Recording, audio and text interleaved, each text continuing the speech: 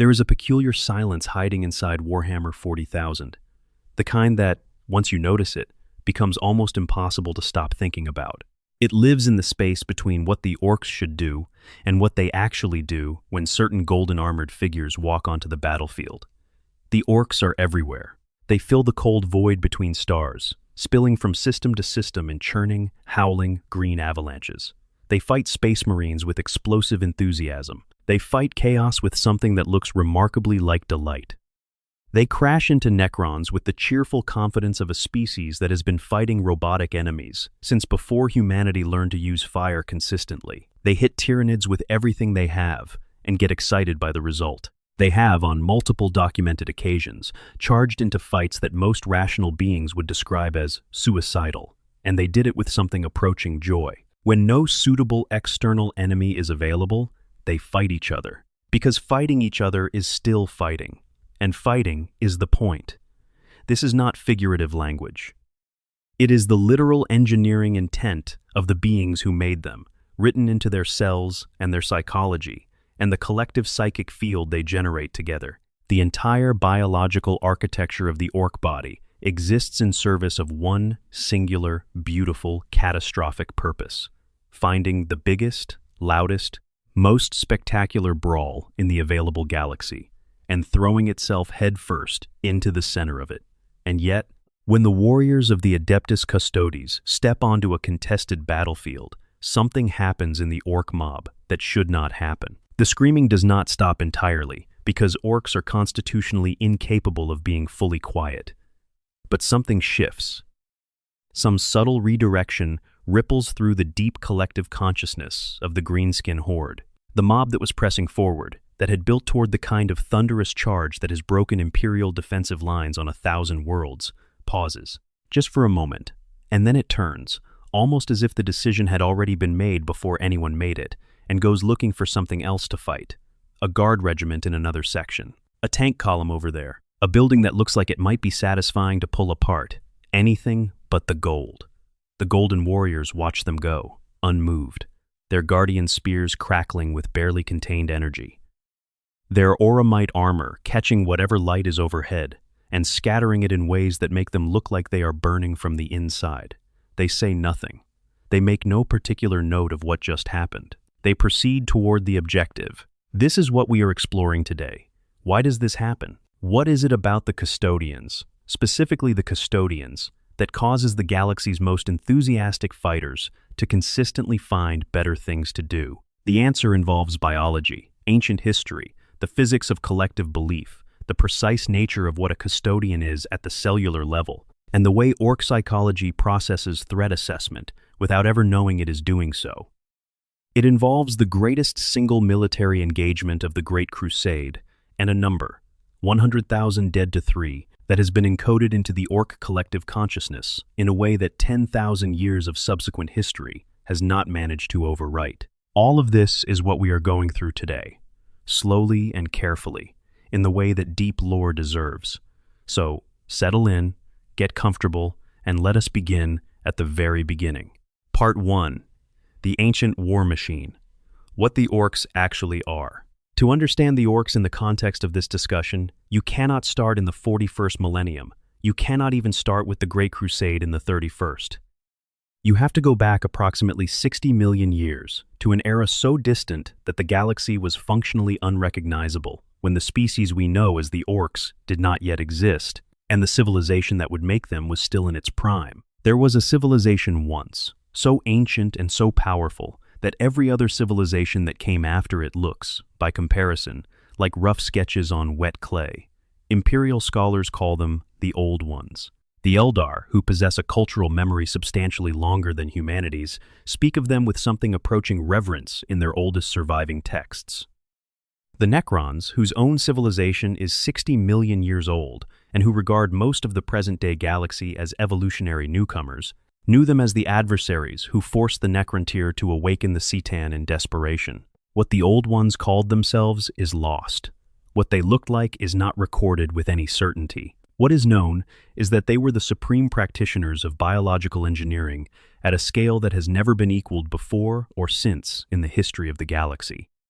Every living world we know of, every species with genuine psychic potential, every soul in the warp that is not a creature of the warp itself, exists in some form because of what the Old Ones built and planted across the stars. The Old Ones spread life as a deliberate act, not the random dispersal of bacteria on meteorites or the slow drift of organic chemistry through planetary atmospheres. Directed, purposeful, engineered life, seeded into worlds with the intent of producing specific outcomes. They elevated existing species to higher capability when it served their purposes. They wove the warp into the genetic architecture of the beings they created, understanding that the psychic dimension and the material universe were not separate things, but aspects of a single existence. And that psychic potential was not merely a military advantage, but a fundamental expression of what fully developed life could become. For a period so long that human history fits into it many times over without taking up much space, this was the arrangement of the galaxy. The Old Ones at the center of things, making and managing and working toward purposes we can only speculate about from the dark of the 41st millennium. Then came the Necron tier. Then came the C'tan, and the entire arrangement collapsed. The Necron tier were a dying species.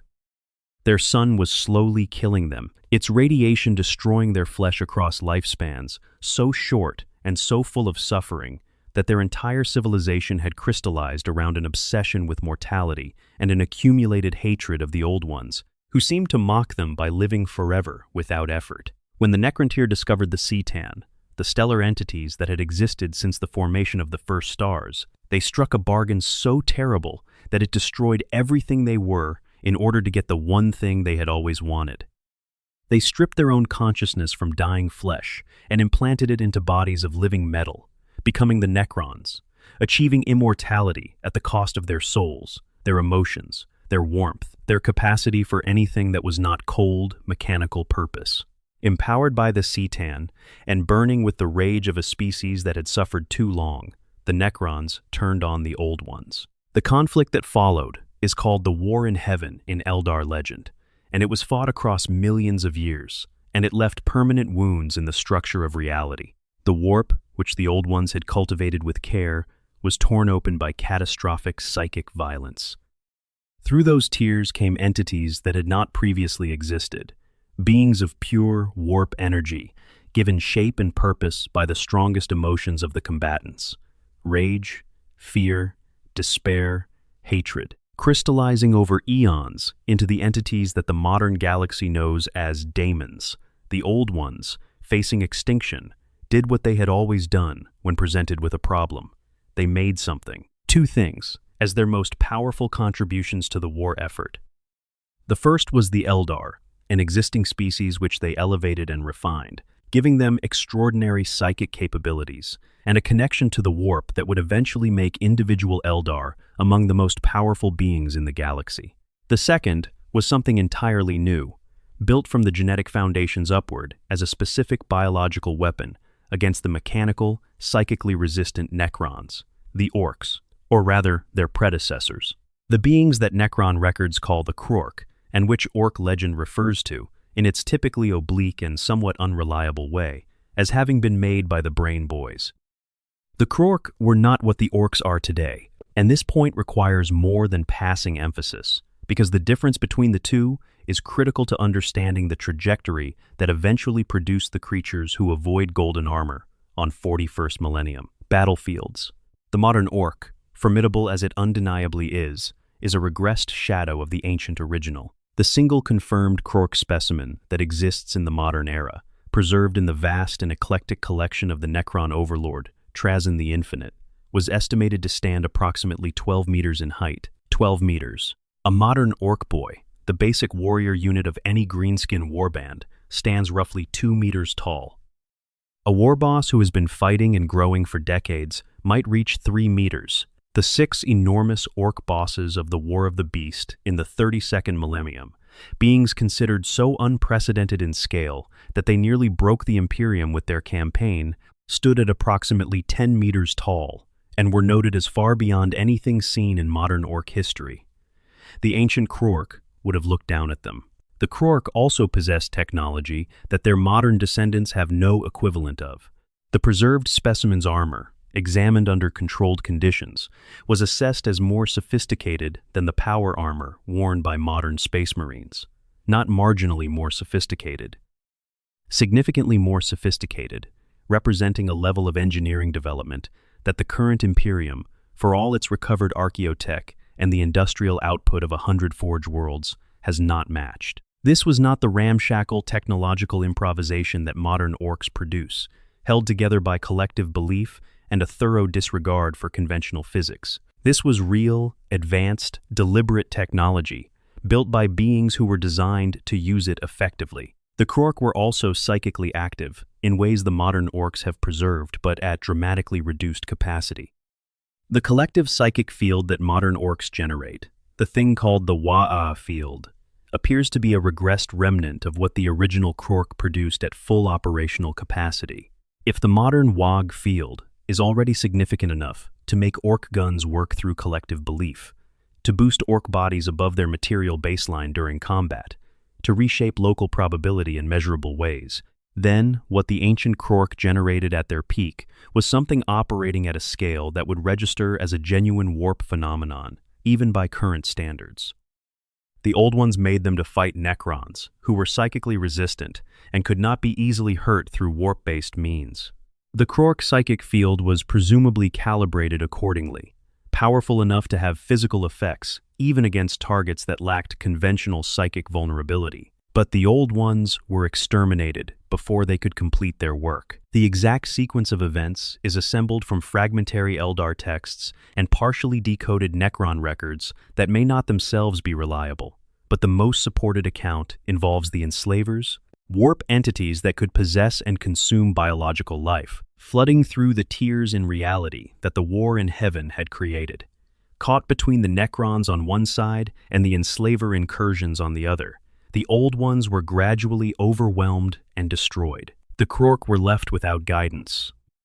Without the control mechanisms the Old Ones had been developing, without the psychic direction that had given them purpose and pointed them at specific enemies, the Krork did what the Old Ones had made them to do. They fought everything. The Necrons, which was appropriate. The enslavers, which was useful if unplanned. The Eldar, who had been their allies in the same war. Each other, which was perhaps inevitable given that fighting was the purpose they had been given, and no one was telling them which direction to aim. Over 60 million years of ungoverned existence, the continuous conflict and the absence of any guiding hand produced regression. The Krork contracted. They lost their advanced technology, retaining only the genetic ghost of it in the biological programming of the mech boys, who are born with technical knowledge encoded in their fungal biology rather than learned through any educational process.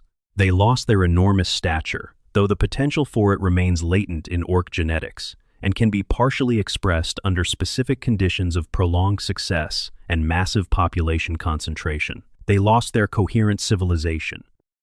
They became louder, cruder, smaller, and considerably harder to deal with at a large-scale strategic level because they no longer had the capacity for organized threat management that requires thinking beyond the current fight. They spread across the galaxy not through the directed expansion of a purposeful civilization, but through the explosive dispersal of their spore-based reproduction. Every world where Orks died became a world that would eventually grow more Orks. Every battlefield became a nursery. The galaxy became an Ork garden growing wild, seeding itself continuously over millions of years, building a legacy of latent Ork genetics buried in the soil and rock of uncountable worlds, waiting for the conditions to trigger the next growth cycle. The biology of the modern Ork is an extraordinary piece of engineering even in its regressed state. An Ork is not purely an animal. It is a precise symbiosis of animal and fungal biology, two completely different biological kingdoms merged into a single organism that draws the best advantages from each. The animal component provides the locomotive architecture, the muscles, the skeletal framework, the sensory organs, the neurological system that processes environmental information and generates responses to it. The fungal component, which permeates the Ork's body at the cellular level and gives its skin its green color through the presence of chlorophyll-containing algae, handles functions that in other species require complex, vulnerable, dedicated organ systems. The immune system, In most species, a complex network of specialized cells and chemical signals is largely replaced in an orc by the fungal biology's comprehensive, general-purpose resistance to contamination and infection. The reproductive system, which in most animal species involves dedicated specialized anatomy, is completely handled by the fungal component through spore production, and most critically for combat purposes, the wound healing system that, in most species, operates slowly enough that injury significantly reduces immediate capability, is replaced by a fungal repair mechanism that operates fast enough to matter in the middle of a fight. An orc's fungal healing does not merely work faster than conventional healing. It is different in kind. The fungal component treats damage not as an emergency requiring temporary patchwork, but as a design problem requiring a solution. Tissue that has been destroyed is replaced. Structures that have been damaged are rebuilt. The fungal biology appears to treat severe injury as a stimulus for rebuilding better, rather than simply back to baseline, which is part of why orcs, who survive catastrophic wounds, sometimes return to combat larger and stronger than before. The injury signals the fungal component that the current architecture was insufficient, and the rebuild aims for something more sufficient. There are documented accounts of orcs continuing to fight after losing limbs, the fungal biology immediately beginning the process of regrowing what was lost while the orc carries on with what remains. Accounts of orcs being shot multiple times with weapons that should produce immediate incapacitation and instead producing an angry, somewhat confused orc who is simultaneously being repaired at the cellular level while continuing to fight.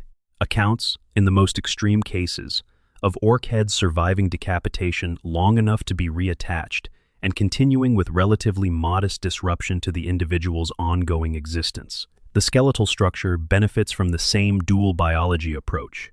Rather than conventional calcium-based bone, the structural elements of an orc skeleton contain a dense, spongy, fungal core material. This makes orc bones simultaneously lighter in proportional terms and dramatically more resistant to fracture. They support more muscle mass per unit weight, absorb and distribute impact force more effectively, and do not fracture under loads that would break the bones of other large beings. The muscle architecture attached to this skeleton is extraordinary. Large orc warbosses, beings who have been fighting and growing for decades, generate physical forces sufficient to tear Space Marine power armor apart with their bare hands. This is armor made from ceramite and adamantine composites, designed to stop bolter rounds and shrug off small arms fire from military-grade weapons, and a sufficiently large orc can crumple it like foil. The power claw that many warbosses wear is terrifying, not merely because of its own mechanical capabilities, but because the being operating it brings the strength of a creature that could do serious structural damage to armored vehicles, without any augmentation at all. And then there is the reproduction. The spore-based reproduction of the orcs has implications for the state of the galaxy that are genuinely difficult to fully absorb. Throughout its life, an orc continuously sheds microscopic spores from its skin, tiny packages of the complete orc genetic library that drift away and settle into whatever substrate accepts them: soil, rock, ship plating, the structural members of fortifications, the ruins of burned buildings. At the moment of death, the orc releases a concentrated final burst of these spores. Given time, those spores germinate into the various components of the orcoid ecosystem: the fungi, the squigs, the Gretchen, and eventually the new orcs themselves. This means that no world an orc has ever fought on is truly free of orcs. The ground has been infected.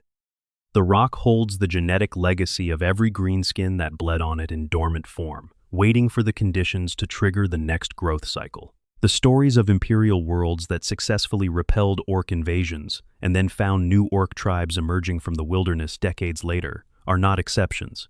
They are the expected outcome. Complete eradication of an orc presence from a world requires destroying every spore the orcs ever shed, which in practice means sterilizing the entire planetary biosphere to a depth of significant meters through processes comparable to exterminatus. And even then, the historical record includes cases of orcs found on post-exterminatus dead worlds, spores in sealed geological pockets, having survived the sterilization and eventually producing a new generation in the ruins. The orcs have been seeding worlds for 60 million years, Every world they have ever touched carries their legacy. The galaxy is, in the most literal biological sense, an orc world. They just have not finished claiming all of it. This is what the Adeptus Custodes encounters when it deploys to a contested world and finds greenskins among the threats. Not simply large, irritable warriors who like fighting. An ancient, galaxy-spanning biological weapon system designed by one of the most sophisticated civilizations ever to exist, refined by 60 million years of continuous conflict, physically optimized to be extremely difficult to kill by any means available in the 41st millennium, and reproducing through a mechanism that makes the concept of permanent victory against them approximately as achievable as permanent victory against rain. And yet, when the golden armor appears, the math changes. If you are enjoying this so far, please drop a comment below and tell me where you are watching from and what time it is there. I genuinely love knowing where this channel reaches. And if you are new here and this kind of deep lore exploration is what you came for, the subscribe button is right there, and it means a lot. Now, let us keep going. Part 2. The Orc Mind: Why They Fight, and What Makes the Exceptions Extraordinary. Drop a comment below before we go further. Tell me where you are watching this from and what time it is there. And if you are new here and you are enjoying this, please hit subscribe. We do a lot of deep lore exploration on this channel, and there is more coming that I think you will find worth your time. Now, with the biology established, we turn to the orc mind. Because the relationship between orcs and violence is so fundamentally different from the relationship that any other species in the galaxy has with conflict, that it requires its own careful explanation. Treating the orcs as simply big, dumb brutes who fight for no reason misses something essential about what they are and why the custodians produce the specific effect they produce in orc behavior. The orcs do not fight because they are hungry or afraid or defending something they value or advancing an ideology. They fight because fighting is the natural, resting, default state of an orc existence when nothing is actively preventing it from occurring. The absence of fighting is not peace to an orc. It is a dull, unpleasant limbo that needs to be corrected as soon as possible through the introduction of a suitable opponent.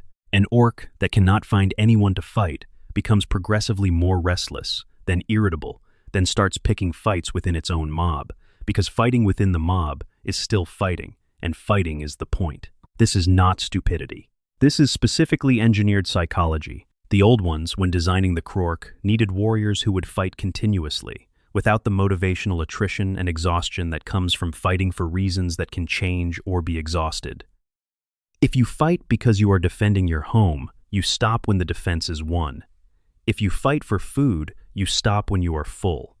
If you fight for ideology, you eventually lose faith or achieve the goal. The Krork needed to be available and committed to combat indefinitely, across timescales measured in millions of years, against enemies who regenerated and rebuilt and came back. So the psychology was engineered to make fighting itself the reward.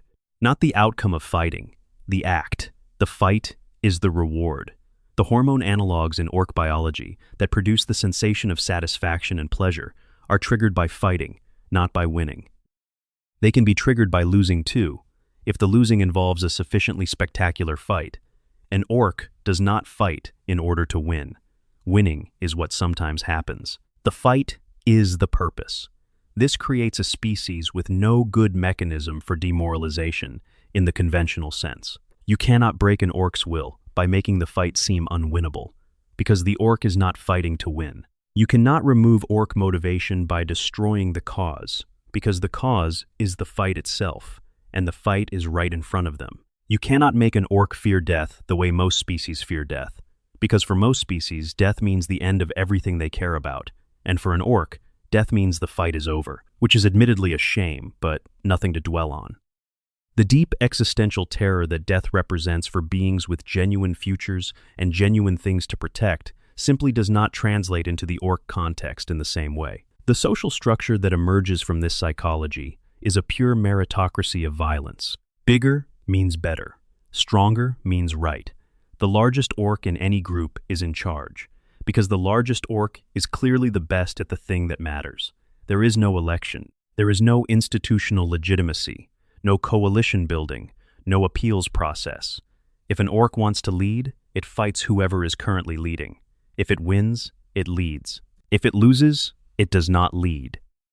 The hierarchy is continuously tested, continuously renegotiated through combat, and always reflects the current physical reality of who is biggest and most capable. The growth mechanism embedded in orc biology reinforces this hierarchy with a feedback loop. An orc grows throughout its entire life. The more victories it achieves, the more fights it wins, the larger and physically more capable it becomes. This is a direct biological response to success. An orc that has been fighting and winning for 50 years is not just more experienced than a young orc. It is measurably, physically larger, tougher, harder to kill, and more dangerous in direct combat. The warboss at the top of a mature warband is not the most violent orc available in a random sense. It is the apex predator of its group, refined by decades of continuous selection pressure into something representing the upper limit of what that warband's biology can express. The knobs, the officer class below the warboss, occupy their positions through the same mechanism. They are the orcs, who have survived long enough and won enough to grow into a size that commands automatic respect. They maintain their authority not through any formal power structure, but through the constant, casual demonstration of their ability to hurt anyone who tests it. Within this framework, the orc relationship to worthy opponents is something the lore treats with a subtlety that rewards careful attention. Orcs do not hate their enemies. This point is made explicitly and repeatedly in primary sources for orc psychology, and it is one of the things most frequently misunderstood about them. The average orc does not feel genuine animosity toward the things it fights. The closest emotional state it experiences toward an opponent is something like frustrated contempt, when that opponent fails to provide a sufficiently interesting fight. An enemy that collapses quickly is mildly disappointing, the equivalent of a meal that does not taste like anything. It feeds you but does not satisfy. An enemy that fights hard, that makes every inch of ground cost something, that makes the orc work for the win, is genuinely exciting. An enemy that beats you clearly and completely, that demonstrates in the most undeniable possible way its superiority over you, is, in a very specific and important way, respected. This respect is behavioral rather than declarative. An orc that respects an opponent, factors it into decisions, watches it more carefully, and in some cases specifically seeks it out in future conflicts, because combat with something genuinely impressive is the most rewarding kind of combat available. The most cited example of this, in all of 40K lore, is the famous rivalry between Ghazghkull Mag, Uruk Thraka, and Commissar Sebastian Yarrick of Armageddon, and it deserves examination because it illuminates exactly how orc respect functions. Ghazghkull is the prophet of the Waaaagh, the self-proclaimed voice of the orc gods Gork and Mork, and by any available measure, one of the most dangerous individual actors in the 41st millennium.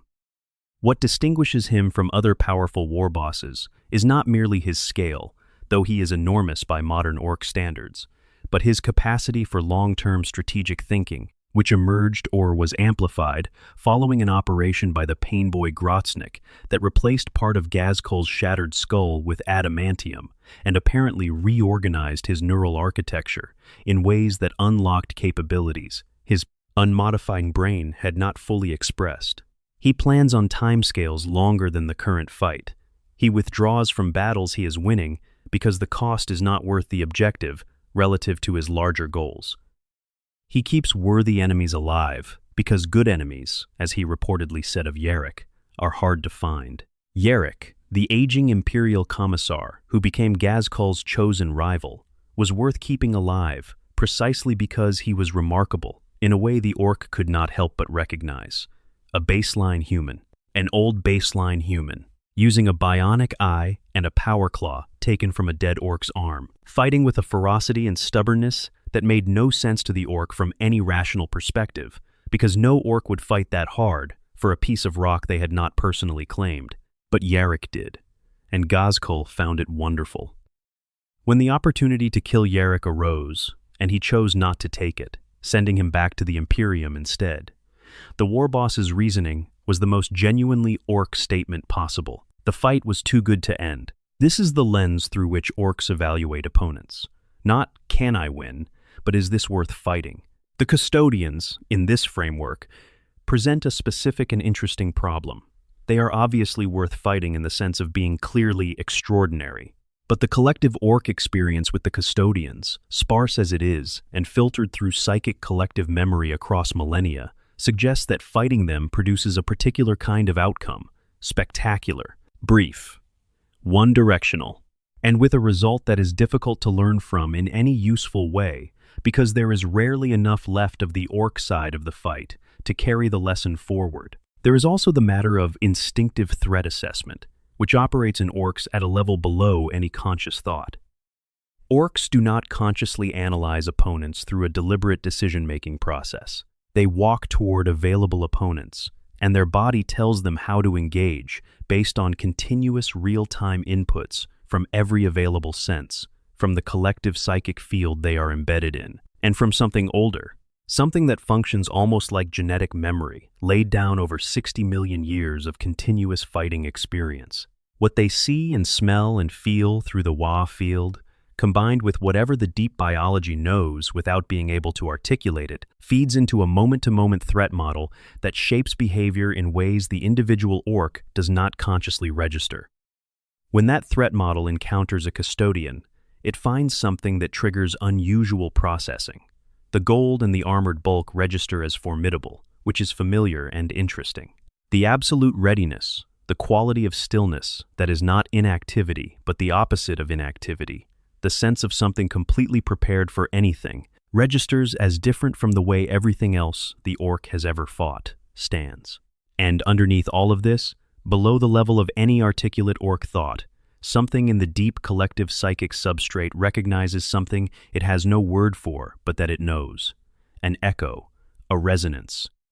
Something that sits in the same category as the feeling the ancient Krork felt when they first encountered the most powerful things the Old One's great project had produced. The individual Ork does not know this is happening. It cannot explain it, but it happens. And it shapes what the Ork does next, in the form of a redirect towards something more familiar, something the threat model knows how to process without generating uncertainty in the collective field. Let us talk about that collective field now in detail, because the Waaaagh field is not just flavor text. It is the mechanism through which everything we are discussing actually operates, and understanding it fully is the key to understanding why the Custodians specifically produce the effect they do. Part 3. The Waaaagh field collective belief as physics. The warp is the psychic dimension that underlies physical reality in the 40K universe. It responds to strong emotion and amplifies psychic energy. Every sentient being with any psychic capacity generates an emanation into the warp as a byproduct of its mental activity, and those emanations influence the boundary between the warp and the material universe in ways that range from imperceptible to catastrophic, depending on the strength of the individual and the nature of the emanation. Most species interact with the warp through individual psychics, whose capabilities reflect the strength of their individual souls. The Orks do something fundamentally different. No individual Ork, with the exception of the rare Weird Boy, has meaningful individual psychic capability. The Weird Boys are special cases, Ork psychers who function not by generating individual psychic power, but by acting as lightning rods for the collective emanation that all Orks generate together. They are the point where the mob's aggregate psychic output becomes focused and weaponizable, channeled from diffuse background noise into concentrated bolts of lurid green energy that represent the collective aggression of everyone present, directed at a single target. Weird Boys notoriously struggle to control this power, which is why the ones who survive long enough to be useful are the ones whose skulls have been reinforced with iron bands by the Mech Boys, in an attempt to keep their heads from literally expanding and detonating when the field peaks. But the collective emanation exists, whether or not a Weird Boy is present to channel it. Every Ork generates a low-level psychic signal as a constant byproduct of its emotional state. One Ork's signal is individually negligible. 10 Orks sharing the same emotional intensity is marginally interesting to a sufficiently sensitive observer. 1,000 Orks in a state of shared combat excitement is genuinely detectable. 10,000 is a significant warp local phenomenon. 100,000 Orks in the full building frenzy of an active warband generates a warp phenomenon that leaves measurable traces in the immaterium that persist long after the battle is over. 1,000,000 orcs in the full screaming fury of a mature warband generates something that warp-sensitive beings across an entire planetary system would register, often with significant discomfort. This collective signal, the Waaaagh field, is not directed or controlled by any individual orc. It is not even consciously perceived by the orcs generating it. It simply emerges from what they collectively, genuinely feel and believe, and once it reaches sufficient intensity, it reshapes the local probability landscape in ways that align physical reality with orc expectations. The mechanism works through probability adjustment. The orcs' collective belief that something is true does not telekinetically move objects or directly alter matter.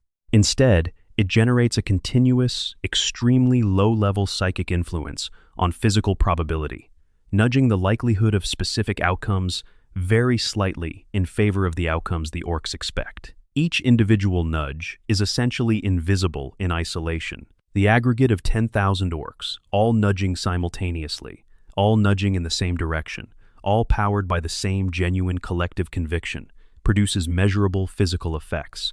The canonical examples of this are some of the most interesting pieces of mechanics in all of 40K lore. Orc weapons that, by objective engineering analysis, should not reliably function because the propellant is inconsistent.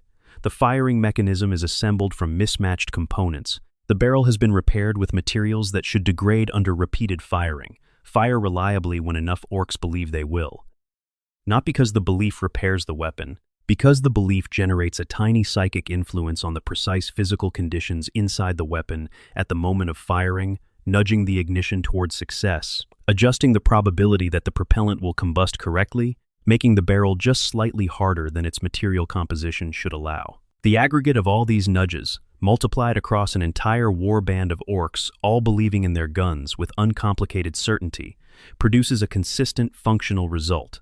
Orc vehicles painted red genuinely go faster, not because of the color's aerodynamic properties or any engineering significance, because enough orcs believe red goes faster that the Waaaagh field makes it true. The collective conviction nudges probability slightly toward better engine performance in red-painted vehicles and slightly against it in others.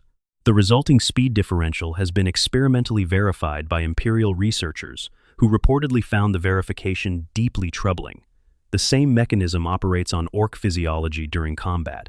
The Waaaagh field makes orcs physically tougher, stronger, and more capable than their baseline material would produce when the mob is fully engaged and fully confident. The collective excitement of the fight feeds into the field. The field feeds back into individual orc bodies, pushing fungal repair mechanisms to peak output, boosting hormone analogs that enhance aggression and pain tolerance and coordination, making the orc mob collectively perform above what pure biology would predict. A mob that has been fighting for a while and has built the field to its peak intensity is measurably harder to kill than the same orcs who have not yet engaged. They hit harder. They survive things that should stop them. They keep fighting through damage that would incapacitate a physically equivalent being not backed by a fully running Waaaagh field. This collective psychic enhancement is what has allowed orc forces to win engagements they should have lost on material terms alone. It fills the gap between what the orcs are and what they need to be to achieve a specific victory. It is the hidden variable in every orc engagement that pure material analysis of forces fails to account for, and its absence from most Imperial tactical doctrine regarding greenskin threats is part of why orc invasions consistently perform above the predictions made by Imperial planners. But here is the critical thing that everything we have discussed about the Waaaagh field leads to. The field works best, most powerfully, most beneficially for the orcs, when the mob is in a state of absolute, unquestioning confidence. When the orcs believe, with every atom of their enormous collective being, that they are going to win this fight, and it is going to be glorious. The field runs at full capacity. It boosts every system. It adjusts every probability in the orcs' favor. It creates conditions in which the orcs' own certainty becomes a self-fulfilling reinforcement. The confident mob fights better. Fighting better makes the mob more confident. The loop builds and builds until the field is running at something approaching full output. The field is most powerful when the orcs are certain. and what happens when the certainty is not absolute. When the mob is confronted with an opponent that does not fit established categories, that does not respond to orc aggression the way established categories respond, that creates in the deep collective psychic substrate something that is not quite doubt, but is also not confidence, the field's output changes. The probability nudges that should be boosting orc performance become erratic in their direction and reduced in their magnitude. The aggregate effect that should be helping them fight better is instead producing something closer to psychic static. The field is still present. The orcs are still generating it, but it is not running at the capacity the mob needs it to run at against this specific opponent. The Custodians trigger exactly this kind of uncertainty in the Waaaagh field. There are 3 specific reasons the Custodians produce this uncertainty, and they work together to create an effect that neither individual factor would produce alone. The first is the deep, ancient, psychically encoded memory of the Battle of Gyros-Thravian, which we will cover in detail shortly. 100,000 orc dead against 3 Custodian dead. That ratio lives in the Waaaagh field, encoded by the spores of the 100,000 dead, and carried forward through every generation of orcs descended from the survivors, across 10,000 years and uncountable subsequent generations. It is not a conscious memory. Individual orcs do not know about the Battle of Gyros-Thravian, but the collective psychic substrate carries the impression of it, and when the Waaaagh field runs a probability assessment on engaging golden armor, it accesses that impression and finds that the historical record for this specific category of engagement is not favorable. The second is the quantum-inert nature of auramite, the material from which Custodian armor is made. Most materials respond to probability nudges through mechanisms involving their quantum-level states, which are normally probabilistic and therefore susceptible to slight adjustments by warp-adjacent influences. Auramite is almost inert at the quantum level, as the lore explicitly notes. The probability nudges that the Waaaagh field applies to the physical environment around orc enemies. The nudges that make enemy armor slightly less effective, that make enemy weapons slightly more likely to malfunction, that make enemy cover slightly less reliable. Meet auramite and find a surface that does not respond. The nudges do not land. The armor does not degrade. The Custodian inside the armor is not subject to the same probability adjustments that the field applies to the rest of the battlefield. The third is the Emperor's own genetic legacy in each Custodian's cellular structure.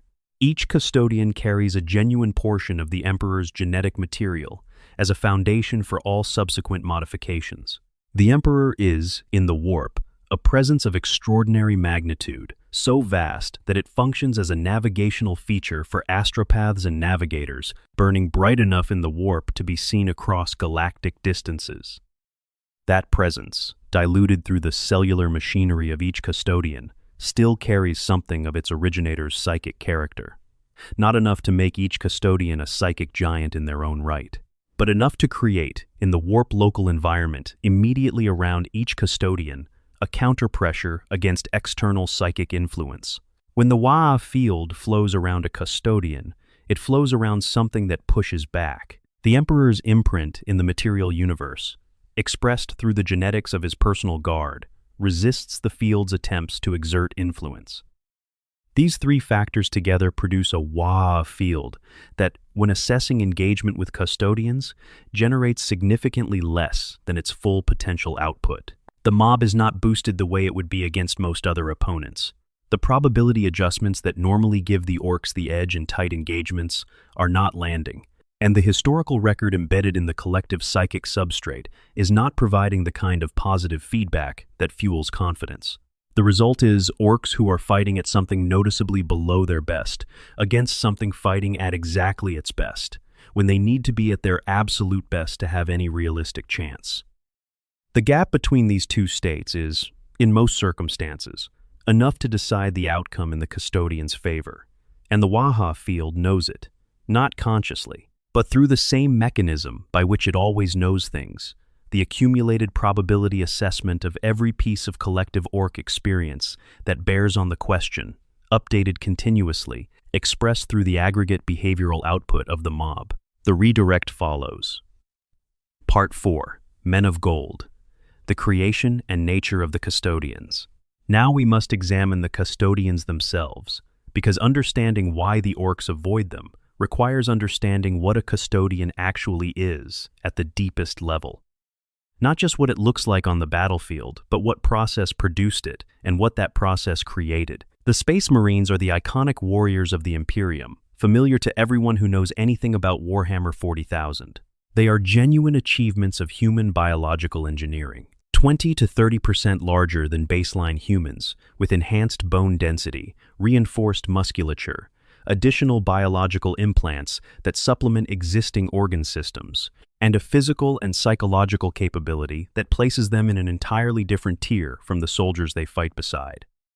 A single Space Marine is worth, by rough conventional military estimate, approximately 20 ordinary Imperial Guard soldiers in a direct combat exchange. A Space Marine chapter of 1,000 warriors represents, in raw combat potential, the equivalent of 20,000 soldiers. A Custodian is to a Space Marine what a Space Marine is to a Guardsman. This ratio, stated clearly in the lore and reflected in every piece of in-universe description that addresses the comparison, means that a single Custodian represents in combat potential the equivalent of approximately 400 ordinary human soldiers. The 10,000 Custodians of the Adeptus Custodes represent, in this rough arithmetic, the combat potential of 4 million Guardsmen. 4 million in 10,000 bodies, each individually crafted, each uniquely optimized, each carrying the genetic legacy of the most powerful being in human history. To understand why Custodians achieve this level of individual capability, you need to understand how they are made, because the creation process is fundamentally different from the Space Marine gene seed system, and the differences matter enormously. Space Marines are created through a partially standardized, industrializable process. A candidate is selected, typically a young male, with sufficient genetic potential from a chapter's recruiting pool.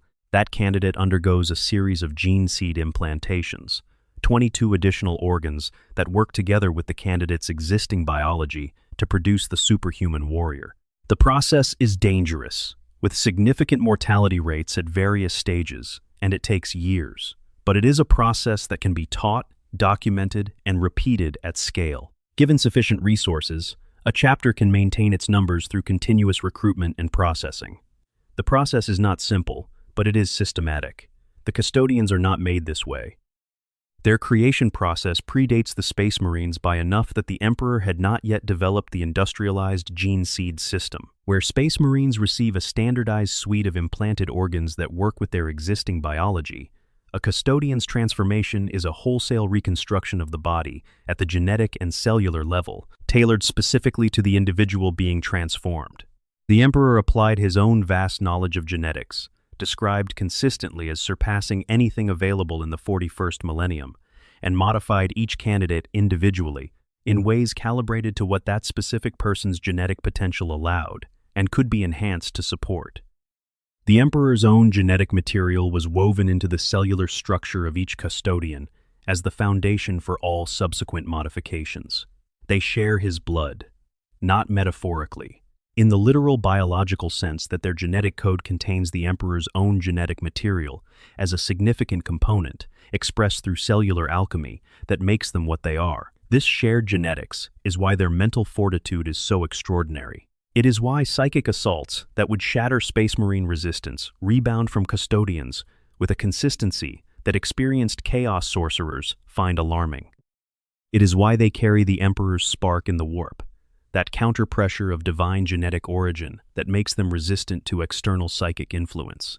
And it is why the lore describes them as the Emperor's sons in a way that the Space Marines, for all their own magnificence, are not. Space Marines are the sons of Primarchs, who are themselves the Emperor's sons. Custodians are made directly from the Emperor's own genetic template. The lineage is shorter, and the connection more immediate. The physical results of this individual creation process surpass Space Marines in every measurable category.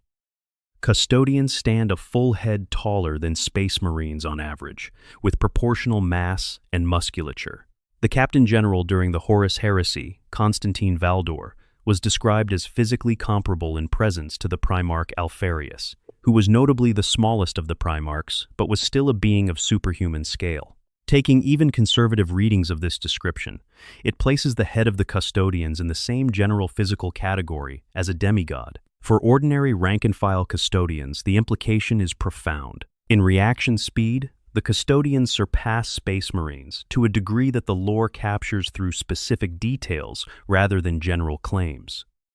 The training records of the Custodes note that a Custodian whose reaction times have declined by 1/10 of a second from their personal peak is considered no longer fit for frontline deployment. 1/10 of a second sounds trivial, but the baseline from which this decline is measured is not the Space Marine baseline. It is considerably faster. The practical implication in combat is that a Custodian is receiving, processing, and responding to sensory information at a rate that places it multiple exchange states ahead of a Space Marine in a fast-moving engagement, and even further ahead of an Ork, whose impressive combat reflexes are calibrated to the fastest things the Ork has previously encountered in 60 million years of fighting. In strength, Custodians exceed Space Marines in ways the lore documents through what they can do with the weapons they carry. Guardian spears too heavy for multiple unaugmented humans to lift are spun in complex combat patterns at speeds that produce effective strike force far beyond what the weapon's mass would suggest to an observer. The Custodian's unaided strike is sufficient to deform the materials that Space Marine power armor is made from. Their grip can crumple ceramite. Their unaided punch can penetrate light armored vehicle plate. Beyond raw physical parameters, Custodians possess tactical awareness, operating at a level that Space Marines train to aspire to, but which Custodians have been operating at for decades or centuries. The distinction is important.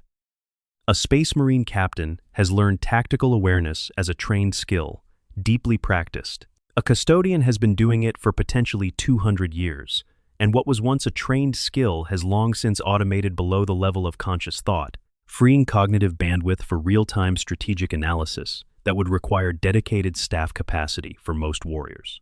The Custodian fights, models the engagement, adjusts positioning for optimal effect, predicts future states of the encounter based on continuously updated information, and maintains a strategic picture of the whole battlefield simultaneously, all the time. This is not supernatural. It is centuries of practice in a being with the biological durability to have those centuries available. In terms of individual combat encounter dynamics, the Custodian's most dangerous feature is the predictive read-ahead capability described in multiple lore sources. Every committed attack is preceded by micro-movements in the musculature generating it that can be read and interpreted before the attack fully launches. Every positional commitment creates a trajectory that can be exploited by a sufficiently fast reader with sufficient advanced processing time. The Custodian, operating at reaction speeds that leave most opponents multiple states behind, uses this information to respond to attacks before they arrive, positioning countermeasures in the window that the opponent believes is the pre-response window. This is not prescience or mind reading. It is the product of 200 years of training specifically devoted to this skill, tested continuously against other Custodians at full capability in the Blood Games, the elaborate simulated assassination attempts that keep Custodian skills permanently sharp. The psychic and spiritual dimensions of Custodian capability round out the picture. Their willpower is described as a wall of conviction, so absolute that psychic assaults rebound from them rather than penetrating. This is not trained resistance in the conventional sense. It is a property of what they are, derived from the Emperor's genetic legacy at the cellular level. Combined with the quantum-inert aura might of their armor, this creates a warrior who is not merely very hard to kill by physical means, but significantly resistant to the psychic and probability-based attacks that a fully running Waaaagh field would otherwise apply. 10,000, the number that defines their strategic constraint. Approximately 10,000 active warriors, maintained at roughly this level since the Emperor established them. This is a hard ceiling imposed by the nature of their creation. They cannot be mass-produced. They cannot be made faster. Every loss is irreplaceable in a way that a Space Marine chapter's losses are not, which is why, for most of Imperial history since the heresy, the Custodians stayed on Terra, not out of cowardice or disinterest, but out of a specific understanding of their primary function, which is to protect the Emperor's physical form on the Golden Throne. Every Custodian deployed to the wider galaxy is a Custodian who is not on Terra. The decision to expand deployments, made by Trajan Valoris in response to the Great Rift and the subsequent existential threats to the Imperium's survival, was not a simple one. It was a genuine strategic gamble. The Imperium might need the Custodians on its battlefields more urgently than it needs them as pure bodyguards to a body that is, for the moment, not going anywhere. So they went. And the encounters with Orks began to accumulate. Part 5. The Golden Armory weapons built for a different kind of war. What a Custodian wears and carries into battle is itself part of the reason the Ork threat assessment produces the results it does. Understanding the equipment requires understanding that it is not simply better Space Marine gear. It is a qualitatively different category of military artifact, built to a specification that the Adeptus Mechanicus cannot fully replicate, and has largely stopped trying to understand as a practical matter. Custodian armor is constructed from auramite. Auramite is not ceramite. Ceramite, the material Space Marine power armor is made from, is a remarkable synthetic ceramic with excellent heat and shock resistance that can be manufactured at scale by the forge worlds of the Adeptus Mechanicus. It does its job well. But auramite outperforms ceramite in every protective category, and it possesses one additional property that ceramite does not share and cannot be modified to share. Auramite is almost inert at the quantum level. The material resists quantum-level probability influence in a way that most substances simply do not. This means it does not respond to the kind of probability-based psychic influence that the Waaaagh field specializes in. The field's nudges, the adjustments that make enemy armor slightly less effective at protecting the enemies of the Ork mob, meet auramite and find a surface that does not participate in the kind of quantum probability adjustments those nudges are designed to achieve. The armor is individually made for each Custodian. Every measurement, every joint angle, every power coupling, every sensor array is built specifically for one person. No standard pattern. No off-the-shelf component. The process of creating a single suit requires resources that could outfit a Space Marine company and produces something that surpasses even Terminator pattern Astartes plate in protective capability. The Alarus Terminator armor, the most heavily protected variant available to Custodians, is described as capable of allowing its wearer to walk away from the direct blast of a macro cannon round. Naval-grade ordnance designed to penetrate capital ship hulls. The Custodian walks away. The Guardian Spear is the iconic Custodian weapon, and it deserves a moment of genuine attention because the way it is used is as significant as what it is made of. It is a combination weapon, power blade, and bolter, integrated seamlessly into a single instrument taller than most humans, heavy enough that multiple unaugmented humans could not comfortably lift it. In Custodian hands, it moves with a fluency that observers have consistently described as seeming physically impossible, given the weapon's mass and dimensions. The Custodian spins it through complex arcs, strikes, and parries, engages multiple opponents from different directions simultaneously, all while maintaining ranged capability through the integrated bolter for targets outside the immediate reach. This speed and complexity is a product of reaction time and strength that are both substantially beyond what other warriors can generate, operating in a body that has been practicing this specific weapon for 200 years, until the practice automated completely below conscious thought. The Sentinel Blade and Storm Shield combination trades the reach of the spear for a different offensive dynamic. The Sentinel Blade is used one-handed, a powered broadsword of significant size, flanked at the hilt by bolt casters for close-range suppression. The Storm Shield, in the other hand, incorporates both physical armor plate and an energy field generator, and it is wielded actively as both defense and weapon, bashing, redirecting, creating openings that the blade then exploits. The style of fighting that uses this combination has been described as one where the shield does as much offensive work as the sword, using its mass and the energy field to disorient and damage, while the blade completes the exchange. The Alarus Custodians carry scaled-up weapons in Terminator armor, and the Castellan axes they swing deserve mention because the technique their lore describes is physically striking in the specific sense of being difficult to achieve and devastating in effect. The axes are swung in rotational arcs that build momentum, and then, At the precise point where physics would require the rotation to continue in the established direction, they are reversed. The entire arc switching back on itself with a suddenness that opponents have no time to respond to, because the direction change is happening faster than conventional opponent response cycles allow. Reversing the momentum of a very heavy weapon mid-swing requires generating force that Space Marines cannot produce consistently. Custodian Wardens produce it routinely because the combination of their strength and the centuries of practice that have automated this technique below the level of conscious effort make the physics cooperate. The Virtus Praetors, Custodians, mounted on Dawn Eagle jet bikes, combine individual warrior capability with a vehicle platform that exceeds anything in the Space Marine inventory. The result is a fast-moving, heavily armed, extremely resilient element, capable of engaging at range, transitioning to close combat, disengaging and re-engaging, or pursuing retreating enemies. They function as the sharp striking edge of Custodian strike forces in the current era, their speed allowing them to reach engagement points before slower elements of the force, and to apply pressure across multiple points of a defensive line simultaneously. But the hardware is not the most dangerous thing about a Custodian. The hardware is the frame. What fills the frame is centuries of training, applied against opponents of genuine capability, in an environment where the blood games ensure that the standards never slip because every blood game is a simulated assassination attempt against the Emperor by Custodians trying their absolute hardest to find a way through. The Custodian, who has been training against other Custodians for 200 years, has been preparing against the most capable opponents available. The result is combat capacity that has no comfortable ceiling because the training environment has never imposed one.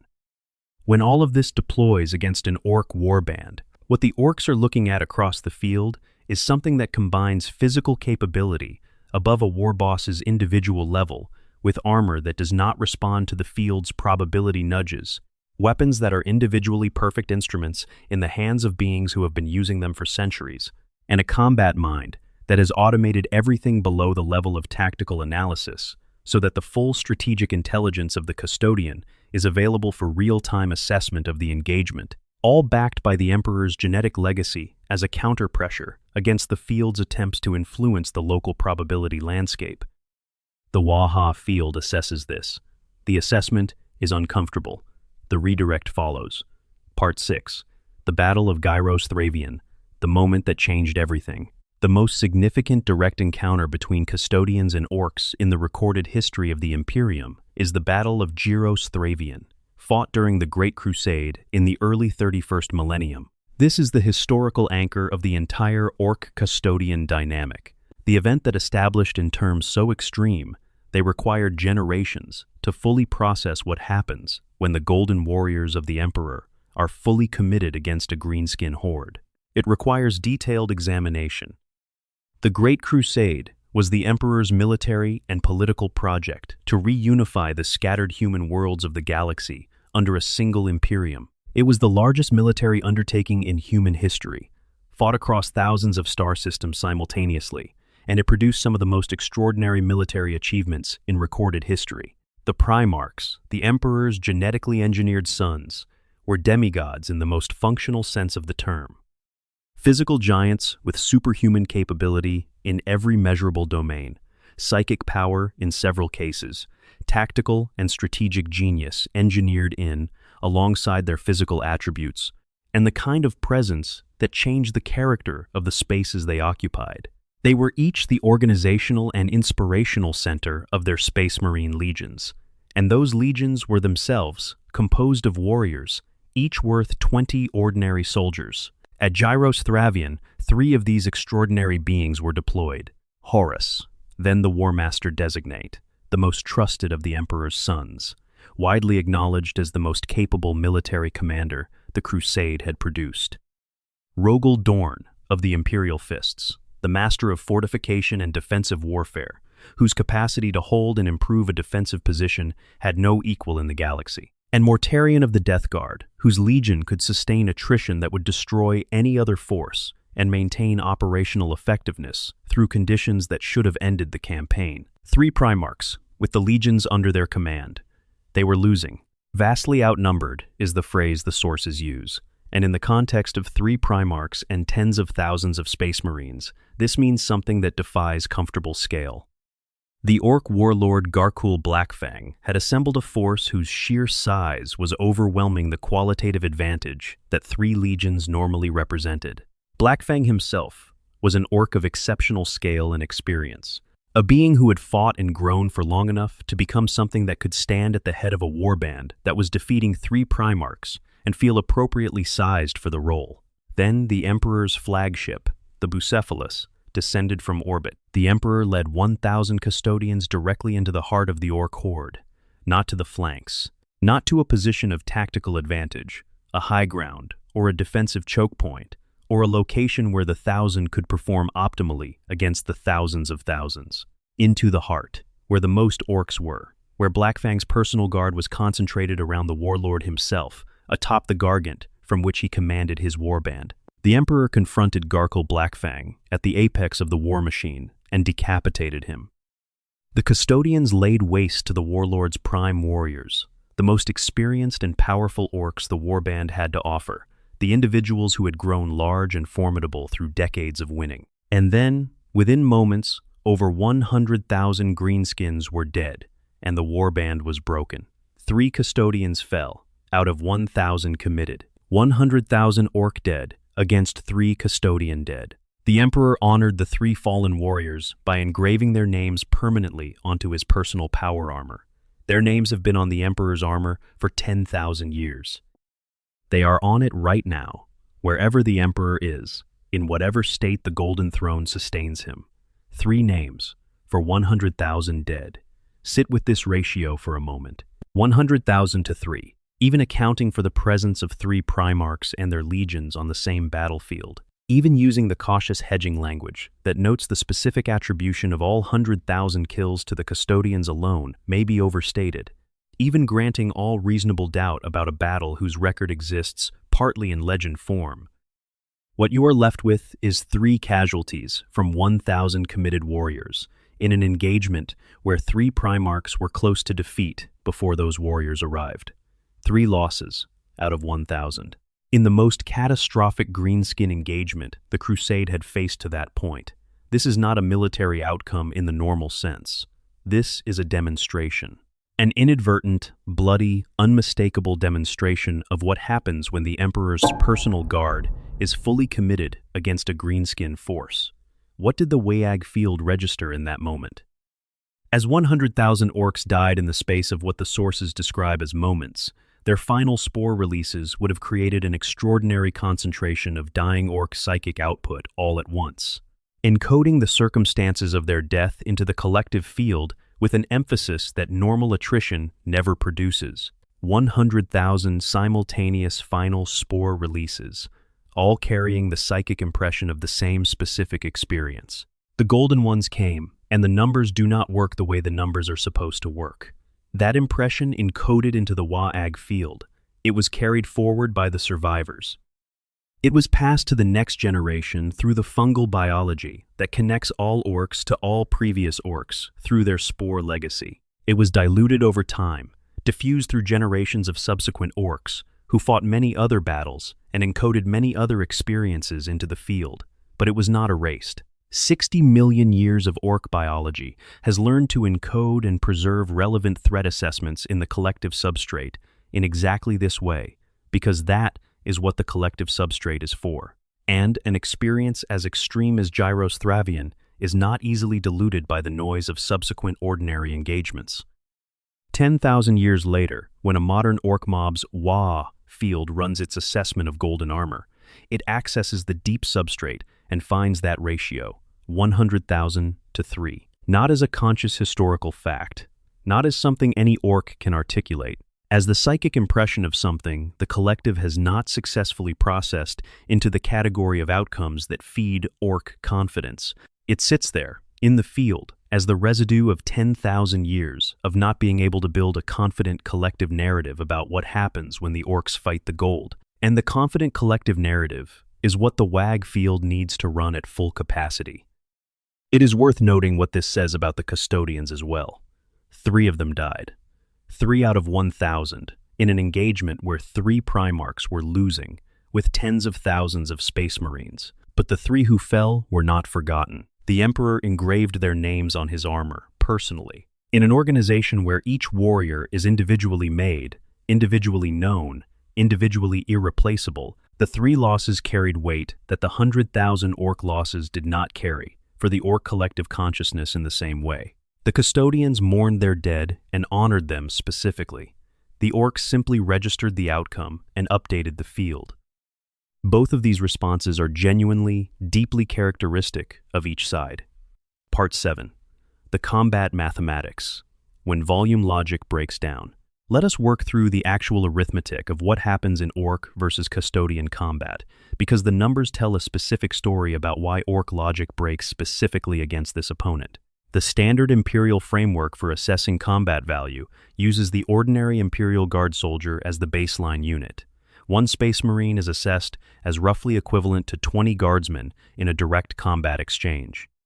This ratio is an approximation that varies by terrain, tactical context, and the specific opponents involved, but it captures something real about the qualitative difference between an Astartes warrior and a baseline human soldier. It is why Space Marine chapters of 1,000 warriors can defend entire planetary systems against threats that would require planetary defense forces in the millions to stop. If a Custodian is to a Space Marine what a Space Marine is to a Guardsman, then a single Custodian represents in rough combat potential the equivalent of approximately 400 ordinary human soldiers. This extrapolation involves the same approximation caveats, and the actual ratio varies by context, but it reflects something the lore consistently supports. A single Custodian, fully engaged, fighting without support against superior numbers, does not fight like a single, very capable individual. It fights like a force. The Orks' primary tactical logic is volume. Bigger numbers applied with maximum immediate aggression overwhelm quality differentials. This is not a foolish logic. It reflects the genuine experience of 60 million years of continuous combat.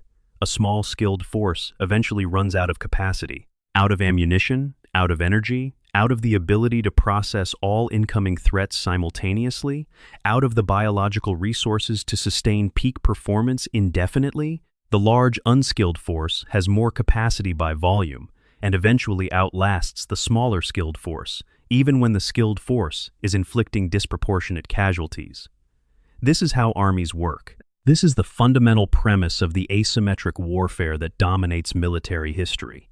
Against Space Marines, this logic works given sufficient numerical advantage. A single Space Marine holding a defensive position can handle 30-to-1 odds for a time, but given enough Orks and enough time, the math eventually tips. The bolter runs dry. The ceramite cracks.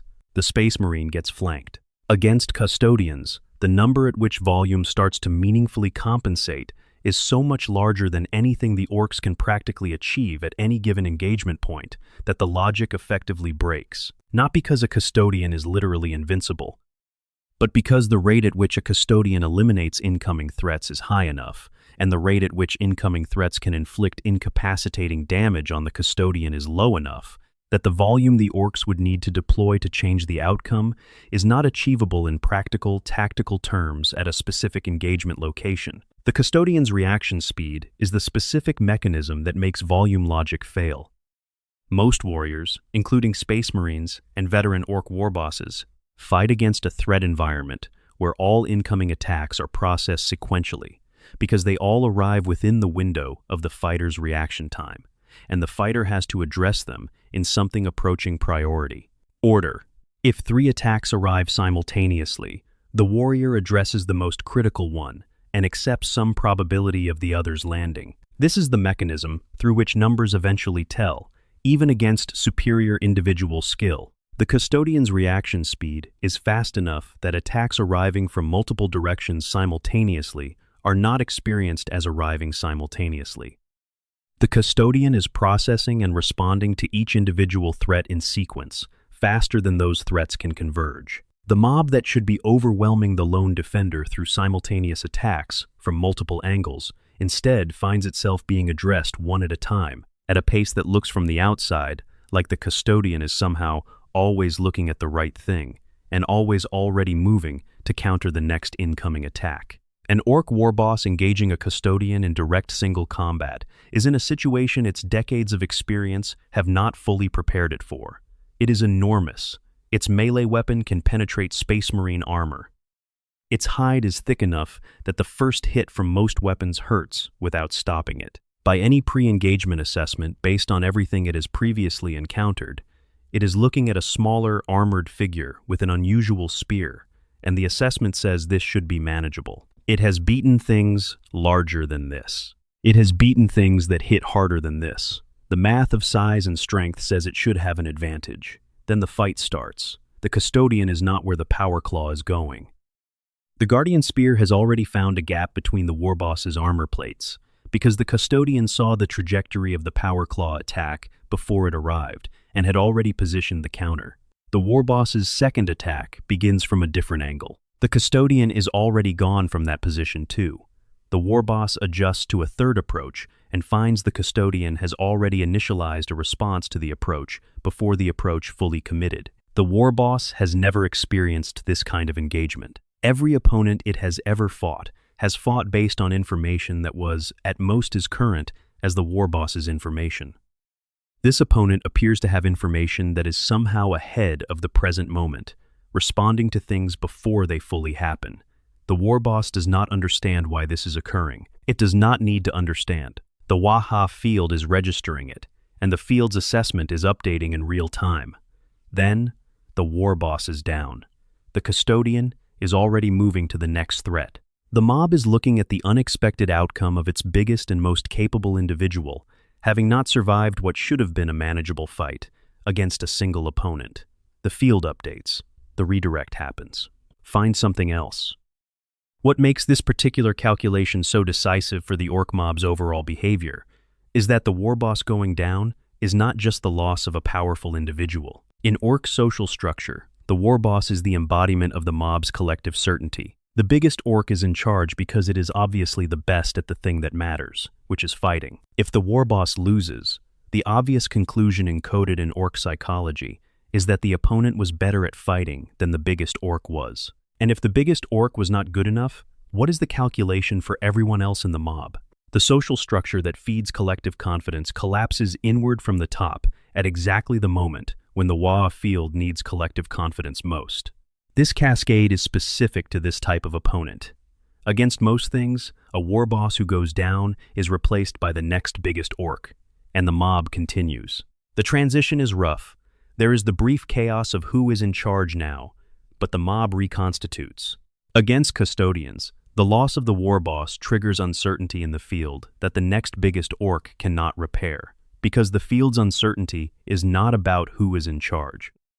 It is about the entire probability assessment of this category of opponent, and the next biggest Orc does not have a better answer to that uncertainty than the warboss did. The redirect is the rational output of an irrational-seeming system performing exactly the function it was designed to perform.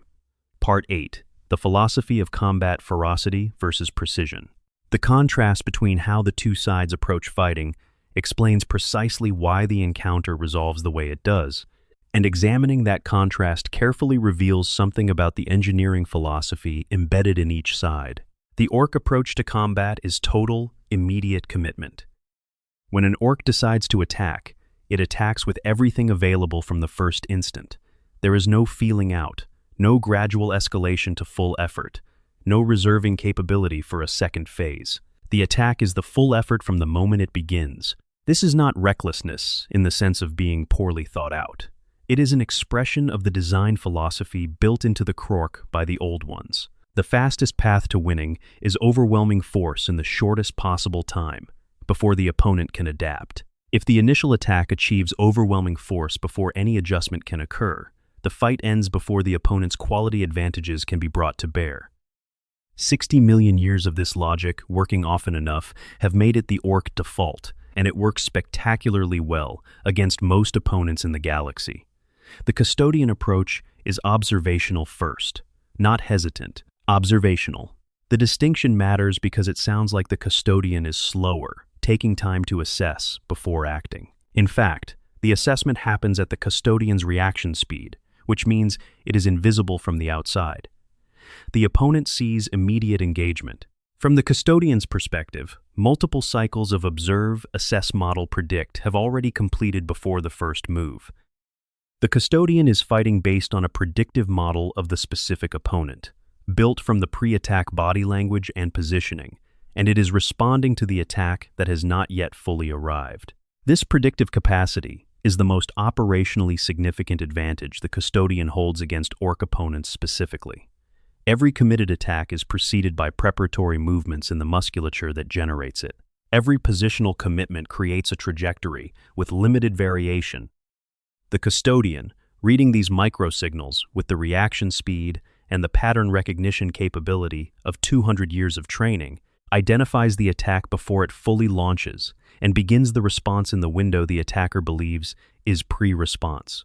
When the attack arrives, the Custodian's counter is already in motion. When Ork ferocity, which depends on overwhelming the opponent before they can adapt, meets Custodian prediction, which means the opponent has adapted before the attack completes, the fundamental premise of the Ork approach is negated at every cycle.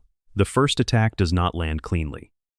The second attack does not land cleanly either, and now the Custodian has additional data from 2 exchanges, and the predictive model is more accurate. By the third exchange, the Custodian is acting on predictions that have been validated by 2 prior cycles, and the strike it initiates goes to a location and a moment that the model identifies as maximally exploitable. The Waaaagh field, running throughout this exchange and registering the results in the collective psychic substrate, is updating continuously. The confidence the field needs to run at full capacity is not being supplied by what it is observing. The mob's collective certainty, the psychic fuel that the field converts into physical enhancements and probability adjustments, is not building the way it builds when the fight is going, the way fights are supposed to go. The field is running at reduced capacity against an opponent fighting at full capacity. This asymmetry is compounded by another element that rarely gets sufficient attention in tactical analyses of the Custodian-Ork dynamic. The Custodians, in any engagement involving more than a handful of warriors, fight as a coordinated unit with a degree of integrated tactical thinking that has no equivalent in Ork combat culture. Orks fight, collectively, as a mob rather than a unit. There is leadership in the form of the war boss and the knobs, but the decision-making structure is hierarchical, and the coordination in close combat is largely a matter of everyone going toward the enemy in the same general direction at the same general time. Individual Orks make their own moment-to-moment combat decisions. They are not receiving tactical instructions mid-fight that adjust their individual positioning relative to other Orks to create specific combined effects. They hit things with maximum available force and trust the collective mass to produce results. Custodians fight with a coordination so deep it functions almost as a single distributed consciousness.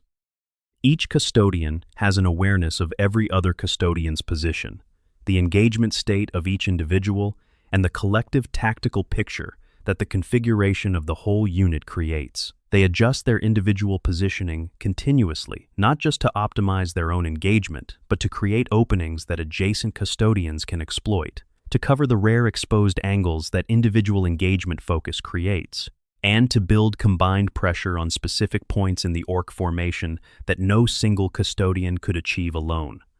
They are not a group of very capable individuals fighting in proximity. They are a single system with multiple highly capable nodes, coordinated at a speed and precision that most opponents cannot respond to fast enough to counter. Against this kind of integrated fighting capability, the Ork mob's mass and ferocity approach cannot find the gaps it relies on. There are no gaps. Every exposed angle is already covered. Every opening that appears in one Custodian's defense is the intentional bait for an attack that the adjacent Custodian is already prepared to counter-exploit. The mob pushes in from all directions and finds the collective system adapting to every push faster than the push can be completed. Part 9. Why the encounter Pickles is so rare. 10,000 years of separation. Even in the current era of expanded Custodian deployments, direct encounters between the Adeptus Custodes and Ork forces remain relatively infrequent compared to Ork encounters with other Imperial forces. Understanding this rarity requires looking at the structural geography of the conflict across 10 millennia. For the 10,000 years following the Horus Heresy, the Custodians remained almost entirely on Terra. This was not a passive choice made from comfort or institutional inertia. It was a conscious, deliberate, strategic decision made under the weight of the shame they carry for failing to prevent the heresy, and under the specific understanding that their primary function, the function that justified their existence above all others, was protecting the Emperor's physical form on the Golden Throne. 300 Custodians stood in the silent vigil at all times, forming an unbroken ring around the Emperor's physical form, never sleeping, never standing down. The record for the longest continuous service in the Silent Company, by a warrior who maintained his position for 100 consecutive years before surrendering his place, gives some measure of the dedication these warriors bring to their function and the scale of commitment. The Custodian culture invests in the Emperor's direct protection. 100 years of standing vigil, the galaxy turning outside, wars being won and lost, civilizations rising and falling, and one warrior standing perfectly still in the same position for a century, because the Emperor is here and this is where he belongs. Beyond the Silent Company, other Custodians fulfilled the various functions required within the Imperial Palace complex, conducting blood games to maintain their skills against hypothetical threat scenarios, managing the political responsibilities that came with the Captain General's seat among the High Lords of Terra, investigating specific threats to the Emperor's security that required their particular capabilities. Some undertook individual or small group missions out in the wider Imperium when specific circumstances demanded it, but the vast majority of the 10,000 were on Terra, and Terra is not where the Orks were. The Orks, during this same period, were fighting everyone else. They staged invasions that threatened entire sectors. Ghazkul's campaigns on Armageddon brought the Second and Third Wars for that planet, events that consumed enormous Imperial military resources and defined the strategic situation of an entire region for decades. The War of the Beast in the 32nd millennium was, by most assessments, the closest the Imperium has come to total defeat in the post-heresy era. The 6 enormous Ork bosses of the Beast built a warband that could challenge full Space Marine chapter deployments and win, and their campaign reached Terra itself before it was broken. The Orks built up a comprehensive combat record against Space Marine chapters, against guard armies, against Titans, against everything the Imperium fielded in its defense. But not the Custodians. For 10,000 years, the geographic separation kept the two forces largely isolated from each other. The encounters that did occur were rare and notable, but they did not accumulate into the kind of sustained mutual engagement history that the Orks have with Space Marines or Guard. The Waaaagh Field's encoding of the Custodian encounter category remained dominated by the very old and very extreme data of Gyros-Thravian and whatever older encounters existed before recorded Imperial history, rather than being updated by the continuous new data of a current active engagement pattern. The Great Rift changed this calculation completely. When the Cicatrix Maledictum tore the galaxy in two in the early 42nd millennium, Trajan Valoris made the call that changed the strategic posture of the Adeptus Custodes for the first time in 10,000 years. The Custodians would go to war in force, not isolated missions.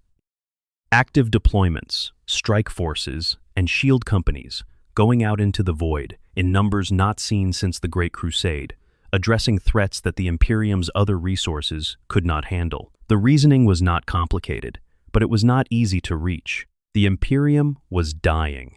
The Rift had cut it in half, severed communication and supply lines, unleashed demonic incursions on a scale not seen in millennia, created opportunities for every enemy of humanity to press simultaneously, while coordinated response was impossible. Keeping the galaxy's finest warriors safely on one planet while this happened was not protection of the Emperor's interests. It was the Emperor's interests being burned, while his guards stood watch over a body that was not going anywhere. The decision also carried philosophical weight for an organization that had defined itself for 10,000 years by its dedication to the singular function of Terra's protection. The Custodians who deployed to the wider galaxy were not simply going to war. They were renegotiating their fundamental identity, moving from guardians in the traditional sense of beings who stay close to what they protect, to guardians in a more expansive sense of beings who protect the imperium that the Emperor built by going out and defending it in the places where it is breaking. Not all of them were comfortable with this transition. The lore captures the tension within the organization between those who viewed the expanded deployments as a necessary response to unprecedented circumstances, and those who viewed them as an abandonment of primary duty that would have consequences. But the deployments happened, and the encounters with Orks began to accumulate in the current operational period in a way they had not for 10,000 years. The pattern we are examining, the Ork redirect behavior when golden armor appears, began to show up consistently enough in the current era's engagement records that it has become notable to Imperial commanders in theater. Guard regiments on contested worlds continue to receive the full weight of Ork assault. Space Marine detachments in the same theater get the full Ork attention. But the Custodian-held section of any given defensive line tends to receive significantly less pressure than the size and capability of the force holding it would predict. Not zero pressure, significantly less. This is the pattern, and its consistency across multiple theaters and multiple engagements suggests that it is a genuine behavioral tendency rather than coincidence, driven by the Waaaagh field's probability assessment, producing the redirect more often than chance alone would explain. Part 10. The Waaaagh field against the spark of divinity.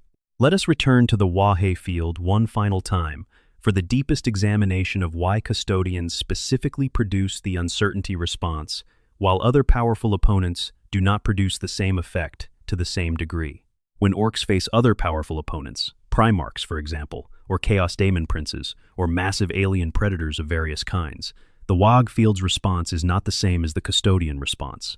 Against most powerful opponents, the collective assessment is roughly, that is a very strong fight. The field runs the probability calculation and finds that, with sufficient numbers and sufficient field intensity, the outcome is achievable. It is not necessarily a favorable probability, but it is a computable one where the field can build confidence by pointing to historical examples of Orks defeating comparable threats or comparable numbers. Against Custodians, the probability calculation produces something different. It is not simply that the field assesses the opponent as very powerful and decides the probability is unfavorable. Many opponents are very powerful, and the Orks charge them anyway because the Waaaagh field's probability model says the numbers work if you bring enough Orks. Against Custodians, the field's model produces uncertainty of a different character, not unfavorable, but computable. Genuinely uncertain in a way that the model cannot fully resolve, because the historical evidence in the collective substrate is insufficient to build a confident probability estimate in either direction that the mob's confidence can sustain. The field needs confident evidence to generate the confident collective belief that makes it run at full capacity. The Custodian evidence base in the collective substrate is dominated by Gyros-Thravian, which is extreme in a direction that does not support confidence, and by sparse more recent encounters that also generally do not support confidence. The field cannot build a confident collective narrative about Custodians because the evidence it has access to does not support one. There is also the specific interaction between the Waaaagh field's probability adjustment mechanism and the Custodian's physical and metaphysical characteristics. The field's probability adjustments work by nudging the quantum-level states of physical matter in the vicinity of the Ork mob toward outcomes the Orks expect. Most materials participate in this kind of quantum-level nudging because most materials exist in quantum states that are normally probabilistic and therefore susceptible to influence. Oromite does not participate. Its quantum-level inertness means the field's nudges meet a surface that does not respond, cannot be adjusted, cannot be persuaded toward different probabilistic states by the aggregate of Ork collective belief. The Custodian inside the Oromite armor is not subject to the probability adjustments that the field applies to the rest of the battlefield environment. And then there is what the Emperor's genetic material does in the warp when expressed through a living Custodian. The Emperor is, in the warp, a feature of the landscape, not simply a strong psychic presence, A beacon, a fixed point, something so vast and so persistent that it functions as a navigational reference for beings crossing the warp across galactic distances. That presence is diluted through each custodian, expressed through the biological machinery of a modified human rather than directly, but it is genuinely present. It pushes back against external warp influence, with a consistency derived not from training or willpower, but from the genetic nature of what these warriors carry in their cells. The Waaaagh field, flowing around a custodian, encounters this counterpressure and is attenuated. The field's attempts to influence the local probability landscape in the custodian's vicinity are partially negated by the Emperor's imprint pushing back from within.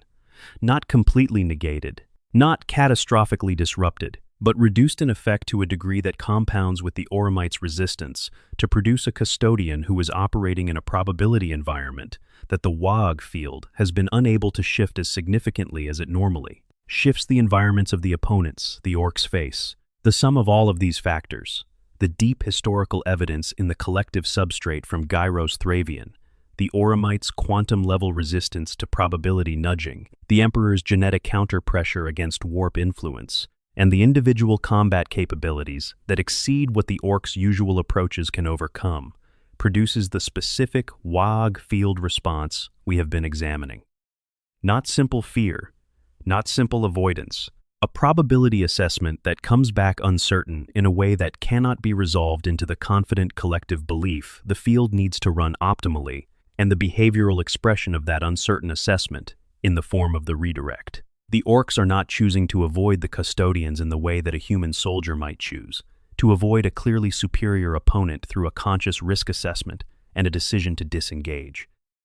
They are doing what the Waaaagh field's output always produces in them, moving toward the fights the field says they can win, and finding other things to do when the field cannot assure them that this specific fight is in that category. The difference between these two things, conscious choice and field-driven behavioral redirect, matters for understanding the Orks correctly. Conscious choice implies a weakness, a failure of nerve, something that could in principle be overcome by a particularly determined war boss or a particularly powerful warband. The field-driven redirect is deeper than that.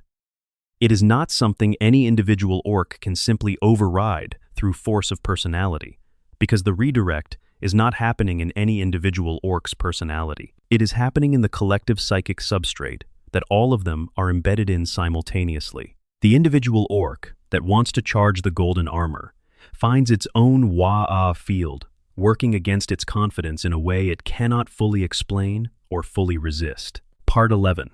Strategic implications. What the pattern means across the long war. Pull back from the individual engagement and examine the larger strategic picture that this pattern produces across the wars of the 41st and 42nd millennia. The Custodians deployed in greater numbers than at any point since the Great Crusade are not simply adding 10,000 extraordinary individual warriors to the Imperium's defenses. They are adding something qualitatively different, a deterrent effect that operates through the Waaaagh field in a way that nothing else in the Imperium can replicate. A guard regiment on a contested world does not cause the Ork warband to redirect.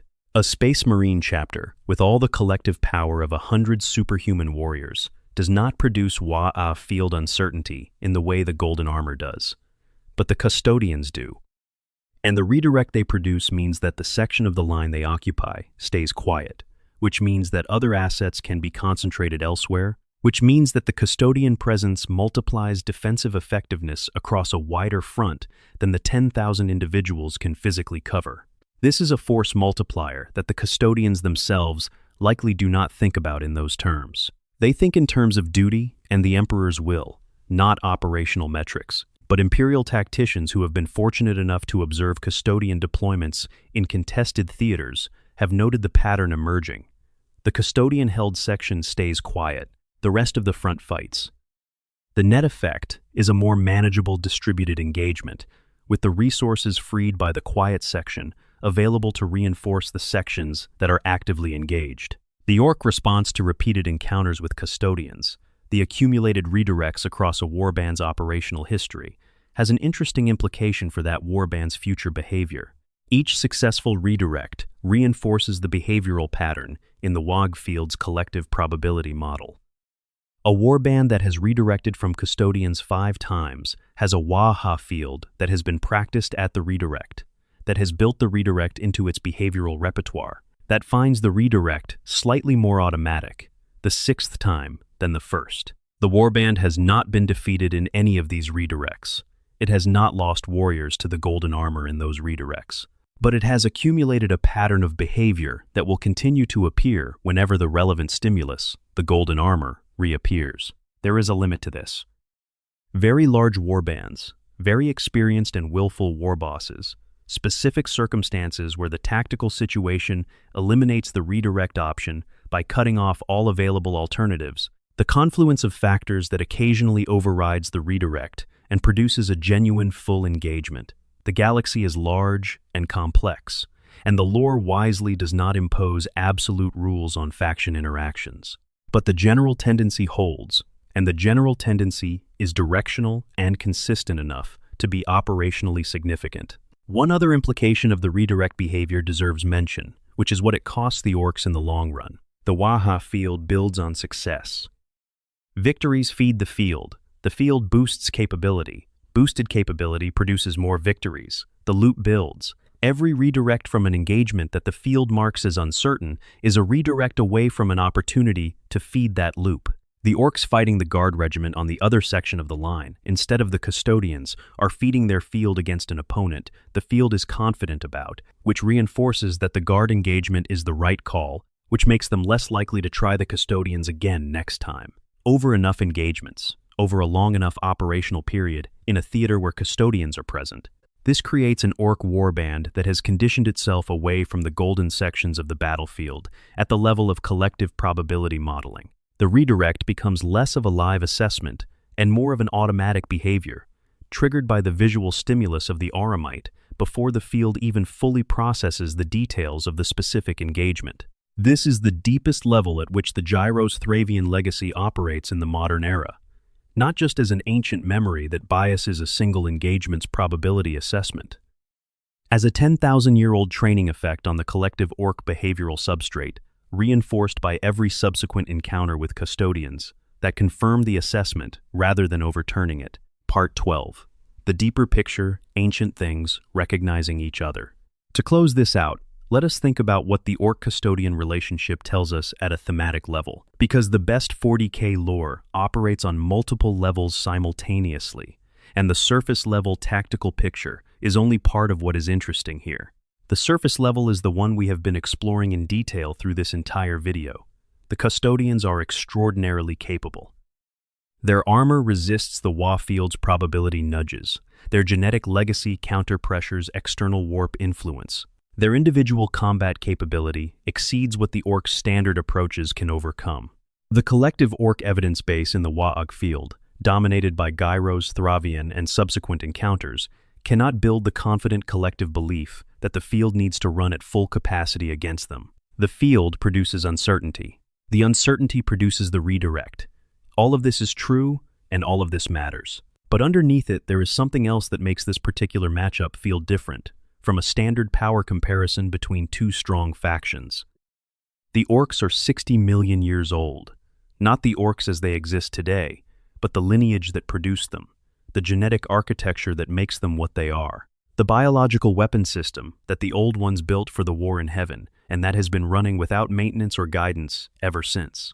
60 million years of continuous operation, regressed from its original specifications, but still carrying the fundamental character of what it was designed to be. The oldest continuous biological project in the galaxy, still doing what it was made to do, even though the beings who made it are gone, and the war it was made to fight ended before humanity existed.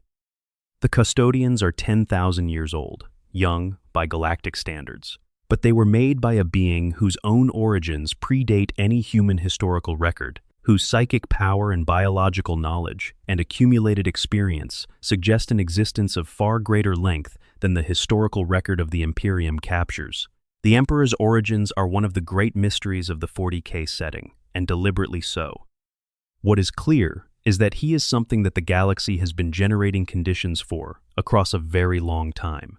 and that when he finally emerged from the background of human history to become the emperor who built the Imperium, he carried with him an understanding of genetics and the warp and the deep history of the galaxy that no contemporary source could have given him. He had that understanding because he had been accumulating it for longer than anyone knows. When these two ancient things meet on a battlefield, something is happening that the tactical analysis only partially captures. Two legacies of the war in heaven are in proximity to each other. One made by the beings who fought in it. One made by a being who may have been shaped by the conditions it created. The Orks carry the Old One's fingerprints in their biology. The Custodians carry the Emperor's fingerprints, and the Emperor carries fingerprints that extend back into whatever the Old One shaped in the human lineage across the hundreds of thousands of years they were active. These are not simply two powerful forces on opposite sides of a conflict. They are, in a strange and ancient way, part of the same story.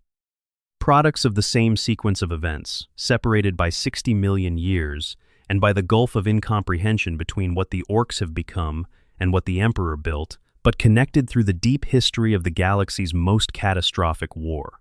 The Eldar, who are the other species directly made by the Old Ones, have a word for this kind of relationship that does not translate cleanly into Gothic. It describes the feeling of encountering something that is not an enemy and not an ally and not a neutral, but something that occupies a category defined entirely by a shared history that both parties have mostly forgotten. Something that your oldest instincts recognize before your current mind has finished processing why.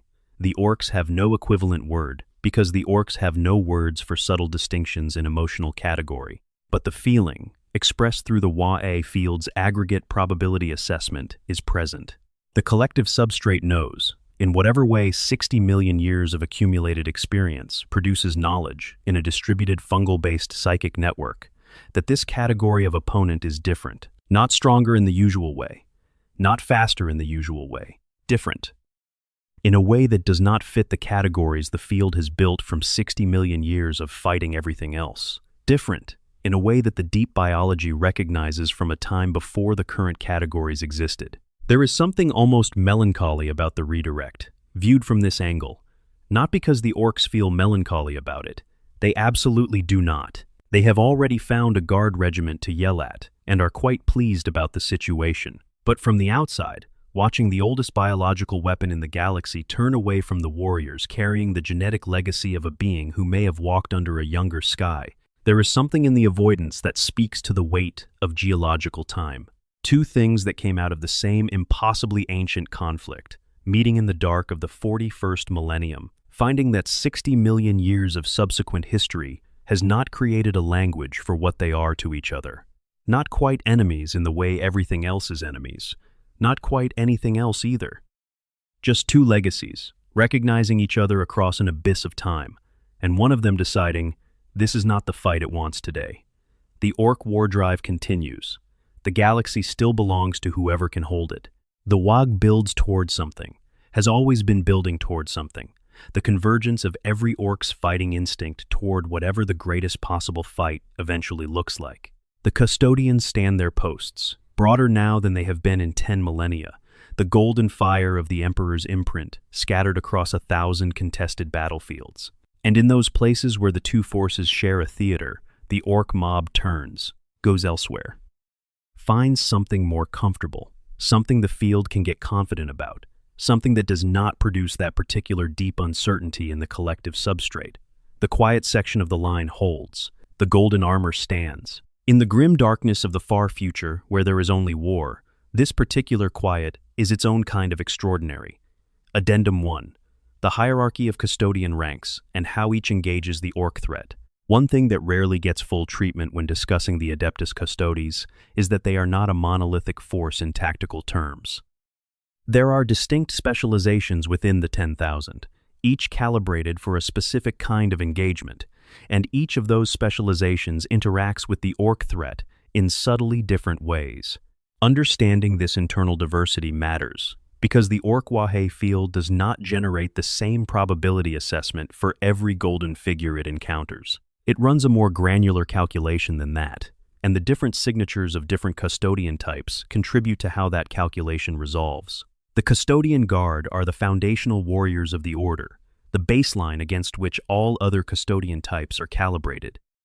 When people visualize the iconic Golden Warrior with the Guardian Spear standing at attention in absolute stillness, they are visualizing a member of the Custodian Guard.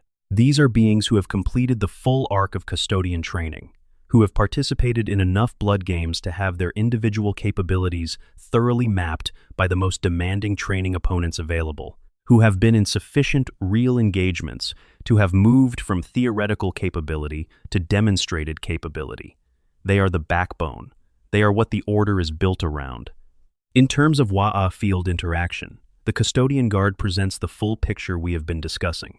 The Oromite, the Emperor's genetic counter-pressure, the individual combat capability that exceeds what the field's standard probability model can find a comfortable answer for. The field's assessment of a formation of Custodian Guard produces the full redirect response because every factor contributing to that response is present in its complete form. The Allarus Custodians, the Terminators, represent a different kind of presence on the battlefield. Their armor is more massive, their weapons are more devastating individually, and their tactical role is distinctly different from the Custodian Guard. Where the Guard are instruments of sustained engagement, holding and pressing, the Allarus are instruments of decisive point insertion. They deploy via teleportation, directly into the most critical, most heavily contested points of the battlefield, and they achieve their objectives through concentrated violence at the exact wrong place for the opponent to absorb it. Against Orks specifically, this tactical pattern is interesting because it bypasses one of the mechanisms the Ork mob can use to manage the Custodian presence in a theater. An Ork warband that has registered the golden armor on the horizon and initiated the redirect away from it is managing the situation by putting distance between itself and the Custodians. It can do that if the Custodians are approaching conventionally, on foot, across terrain that allows distance management. The Allarus appear inside the mob's managed perimeter, teleporting into the location the mob thought it had vacated safely. The redirect is suddenly inside the redirected to zone. The mob has to reassess in real time from a position of proximity rather than comfortable distance. The Waaaagh field, faced with this tactical reality, has an additional uncertainty to process. Not just the probability assessment of the Custodians in general, but the specific tactical uncertainty of not knowing where the next golden presence will materialize, because they come from nowhere, and the field cannot anticipate a teleport destination the way it can model the advance of a ground force. The Virtus Praetors, the jet bike-mounted Custodians, produce a third variant of the Waaaagh field interaction. Their speed is the defining element. A Virtus Praetor formation can cover ground fast enough to be inside engagement range before the standard redirect behavior has had time to fully express. The field has not yet fully processed the Golden Armor's probability assessment and triggered the redirect when the jet bikes are already among the mob. This creates a situation where the mob is fighting the Custodians without the benefit of the distance that normally allows the redirect to take hold cleanly.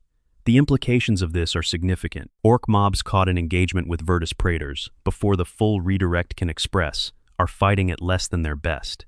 Because the Waaaagh field is running the uncertainty response that Custodians trigger, but they are fighting because the physical reality of the engagement does not give them a clean off-ramp. The resulting combat sees the Orks at reduced field capacity against Custodians at full capacity, in an engagement that the Orks did not choose and cannot cleanly exit. This is the worst possible set of conditions for the Ork side of the fight, and the casualty asymmetry in engagements involving Virtus Praetor pursuit tactics is, by available reports, even more extreme than the already extraordinary asymmetry in standard Custodian encounters. The Shield Captain leading a Custodian detachment adds another layer to the dynamic. The Shield Captain is not merely the most capable individual in the formation. It is the tactical intelligence center of the unit, the node through which the integrated awareness of the whole formation is coordinated and directed. In terms of Waaaagh field assessment, the Shield Captain does not present a significantly different individual signature than other Custodians, but the effect of the Shield Captain on the collective tactical performance of the formation makes the formation's aggregate capability higher than the sum of its individual parts in ways that the field's probability assessment of individual Custodians does not fully capture. This is a genuine limitation of the Waaaagh field as a probability assessment mechanism. The field models opponents based on the signatures of individuals and aggregates those models.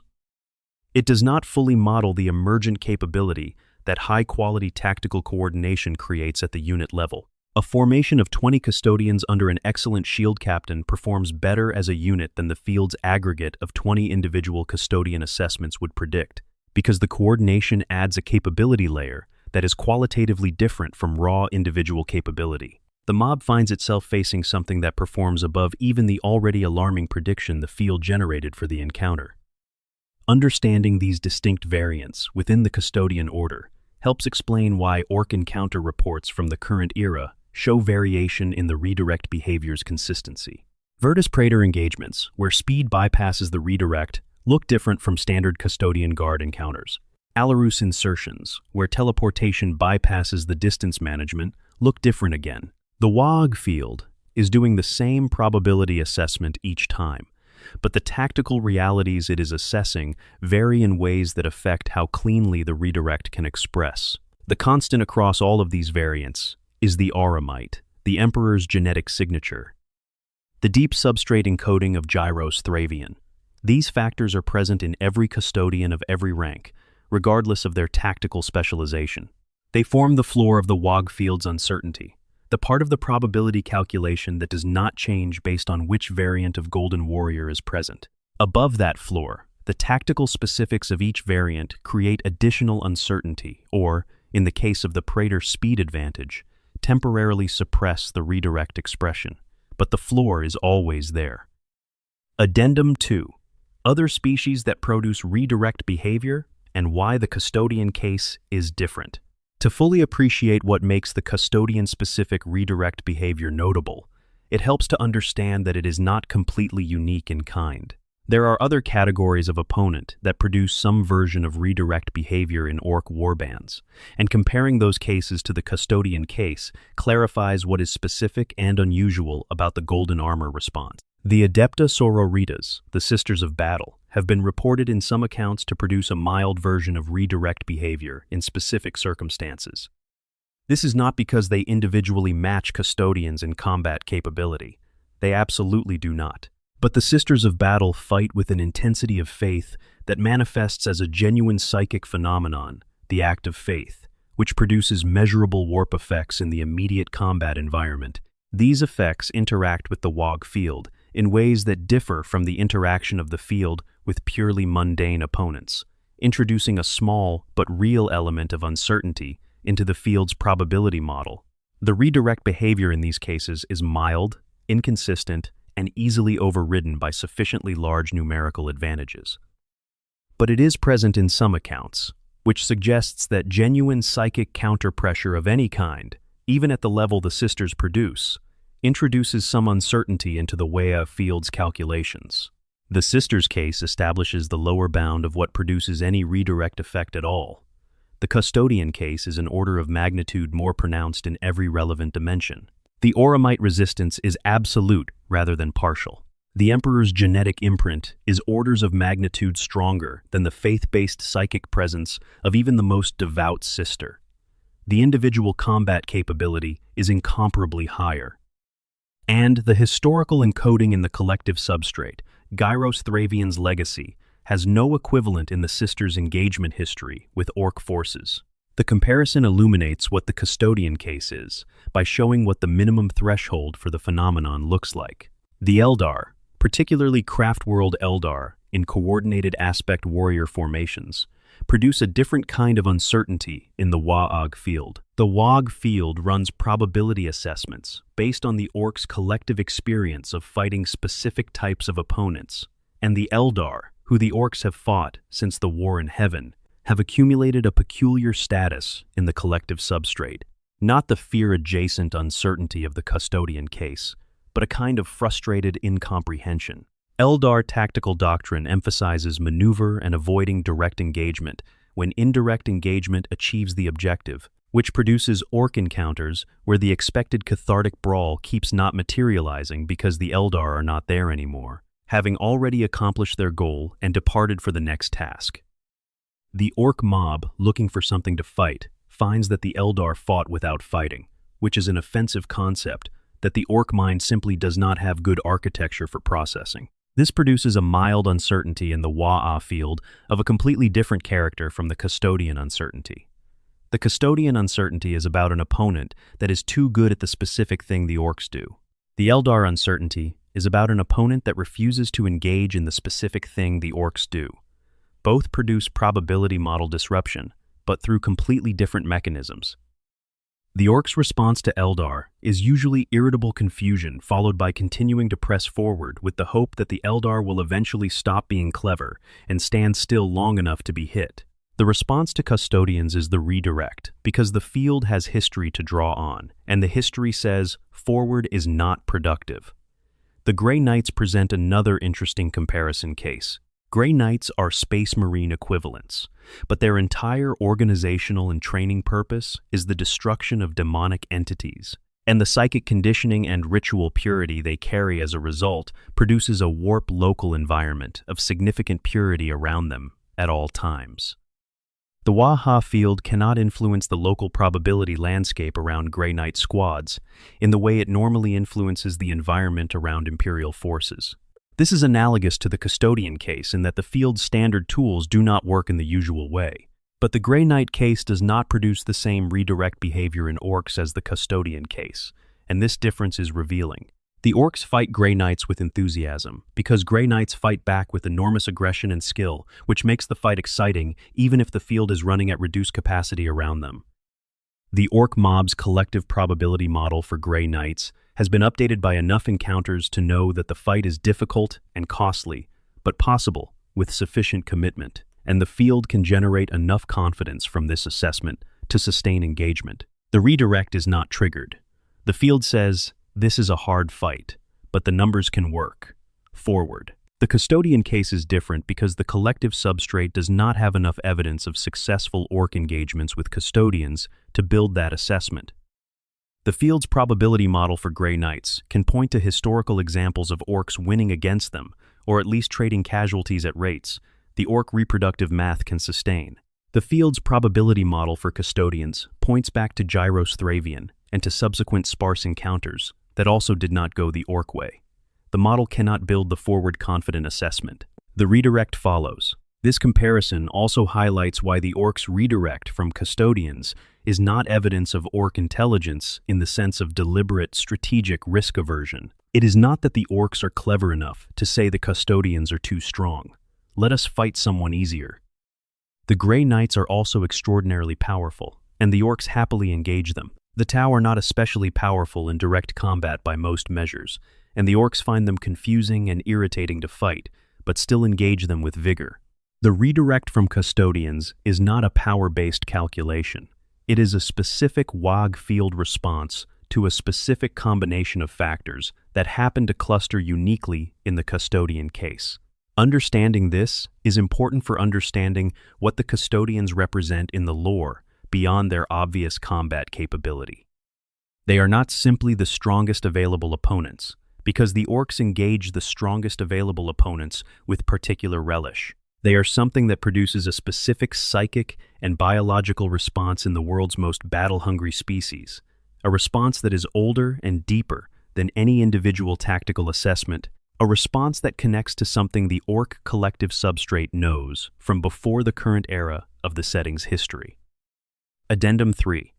The Blood Games and what they reveal about Custodian psychology. To close the examination of the Custodian's nature, it is worth spending time on the Blood Games because the Blood Games are the most revealing single institution in the Custodian order, and they tell us something about the Custodian psychology that illuminates why the Ork encounter dynamic is what it is. The Blood Games are the training exercise through which the Adeptus Custodes maintains its combat capability between deployments. This sounds unremarkable. Every military organization has training exercises.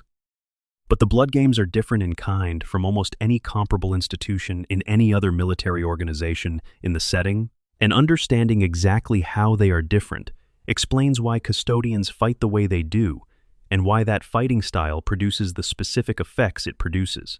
The premise of the Blood Games is this. A Custodian is selected, given a mission brief that describes an objective to be completed within the Imperial Palace complex on Terra, and sent to complete it while another custodian is tasked with preventing completion. The objective is always some form of threat to the Emperor or to the security of the palace itself. The custodian running the offense is trying to find a path to that objective, and the custodian running the defense is trying to stop them. Both are using their full actual capabilities. Both know that the other side will be using full actual capabilities. Neither is pulling punches to protect training safety in the way most training exercises require. The casualty risk in blood games is real. Over centuries and millennia of blood games, the custodians have developed the most comprehensive library of assassination attempt methodologies ever assembled by any organization in the setting. Every possible approach to the objective has been tried, in every possible variation, by some of the most capable individual warriors in the galaxy, against some of the most capable individual defenders in the galaxy, at full effort. The offensive custodian is not running a training simulation of how an enemy might attack. They are trying to actually complete the objective. Their creativity, their tactical intelligence, their individual capability, everything is brought to bear. The defensive custodian responding to this is not drilling procedures. They are responding to a real attack executed at the highest available level of skill. Every response that works gets added to the defensive repertoire. Every response that fails gets analyzed for why it failed and what would have worked instead. The process is self-correcting in real time, generation after generation, because the selection pressure is genuine. What this produces, over 200 years of continuous blood game participation, is a custodian with a threat response library that no other individual warrior in the setting can match in terms of breadth, depth, and operational validity. Not because the custodian has more innate capability than a Primarch, though their individual capability is genuinely extraordinary. Because no other individual in the setting has spent 2 centuries testing responses to lethal creative attacks by opponents of equivalent capability, with real consequences for failure, over and over, until every plausible attack approach has been encountered, and the response to it has been optimized. This is why the predictive read-ahead we discussed earlier is so effective against Ork opponents. The Ork warboss, for all its decades of combat experience, has accumulated that experience fighting things less capable than a custodian. The attacks it has learned, the combinations that have worked, the positional adjustments that have served it well, all of these were developed against opponents who were responding from a smaller threat response library. The warboss's best attack combinations have never been tried against someone who has had 2 centuries of blood games against custodian-level opponents. The custodian, by contrast, has seen attacks from beings more capable than the warboss, at greater speed and with greater creative variation, thousands of times in the blood games. The warboss's attack arsenal, seen from the custodian's perspective, is a subset of attacks that falls within the already mapped territory of the custodian's threat response library. There are no surprises. There are no novel approaches that trigger a pause in the predictive model. Everything the warboss does is something the custodian has seen before, from someone who did it better, and the response to it was already worked out in the blood games long before this specific engagement began. The blood games also maintain something that long-established military institutions often lose, which is the intellectual humility that comes from regularly experiencing failure. A custodian who has spent 2 centuries in the blood games has lost many of them, has found the defensive response to their own attacks and had to go back and develop a new approach, has tried a response they were confident in and discovered it did not work against a sufficiently capable opponent. This continuous experience of both success and failure against peer-level opponents keeps the custodian from the overconfidence that settles into military institutions where success is so routine that the practitioners stop seriously. Modeling failure. The custodians are confident, deeply and genuinely confident, because their confidence is built on a tested foundation. It is not the untested confidence of a force that has been winning easily, and therefore assumes it will keep winning easily. It is the tested confidence of a force that knows exactly what its limits are, because it regularly pushes against those limits in training against the best available opponents. This is a qualitatively different kind of confidence than the warboss's confidence, which is also tested, also built on genuine success, but tested against a narrower and less demanding range of opponents. When these two kinds of confidence meet in a single combat exchange, the Waaaagh field registers the difference, even if neither participant can articulate it. The war boss's confidence is a material confidence built on specific memories of specific victories. The Custodian's confidence is a structural confidence built on a tested understanding of its own capabilities. The Waaaagh field amplifies the war boss's material confidence, because that is what the field does with Ork certainty. But the Custodian's structural confidence does not interact with the Waaaagh field the way Ork certainty does, because it is not generated by collective belief. It is generated by individual demonstrated performance. The field cannot match it, or amplify it, or counter it through the probability nudging mechanism that makes everything else the mob faces slightly easier to deal with. It simply encounters it and finds that the usual tools are not the right tools for this surface. The Blood Games are, in this sense, the training institution that makes the Custodians exactly as dangerous as their biology and equipment imply. The biology and equipment create the potential. The Blood Games, 2 centuries of them, ensure the potential is fully realized in every warrior who carries it. They are the final piece of the picture that explains why the Waaaagh field's probability assessment of golden armor comes back the way it comes back, and why 10,000 years of Ork Custodian encounter history has consistently confirmed that assessment, rather than overturning it. Addendum 4. The Ork Gods, Gork and Mork, and what they know. Any comprehensive treatment of the Ork Custodian dynamic would be incomplete without at least addressing the Ork Gods, because Gork and Mork are not simply religious symbols. They are, in the 40K setting, actual entities. Real warp entities created by the collective psychic energy of the Ork species, across 60 million years of continuous existence, given form and something approaching consciousness by the aggregate of Ork belief, and genuinely influential on the warp local reality of the spaces where large Ork populations exist. Gork is brutal but cunning. Mork is cunning but brutal. The theologically inclined among the Orks debate, which is which, with a passion that is impressive, given how little the distinction affects most practical outcomes. What both share is the essential character of the Ork species writ large, the love of the fight, the respect for strength, the contempt for anything that cannot demonstrate its worth through violence, and a particular kind of practical intelligence that operates entirely in service of the next and best possible brawl. As warp entities, Gork and Mork are genuinely present in engagements involving large Ork populations, not in the sense of directly intervening in every fight. They are not chaos gods, with the kind of individual attention and agenda that the ruinous powers bring to their interactions with followers. But the Waaaagh field, at sufficient scale, generates a presence in the warp that channels through the Ork gods' forms, amplifying collective Ork belief through entities that embody Ork nature completely. A large enough warband, building the field through a major campaign, creates conditions in which Gork and Mork are genuinely and meaningfully present in the warp local environment, shaping the probability landscape in ways that extend beyond what the raw collective Ork output could produce alone. What do Gork and Mork know about the Custodians? They know everything the collective Ork substrate knows, because they are expressions of that substrate. They are, in a real sense, the distilled warp form of 60 million years of Ork collective experience, and that experience includes Gyros-Thravian and every other encounter with golden armor the species has had. The probability assessment that the field runs on Custodians is not separate from Gork and Mork. It runs through them, is shaped by them, is expressed through the forms of the Ork gods as much as through the raw field dynamics we have been discussing. What this means practically is that the redirect behavior is not something happening in spite of the Ork gods. It is, in a strange way, sanctioned by them.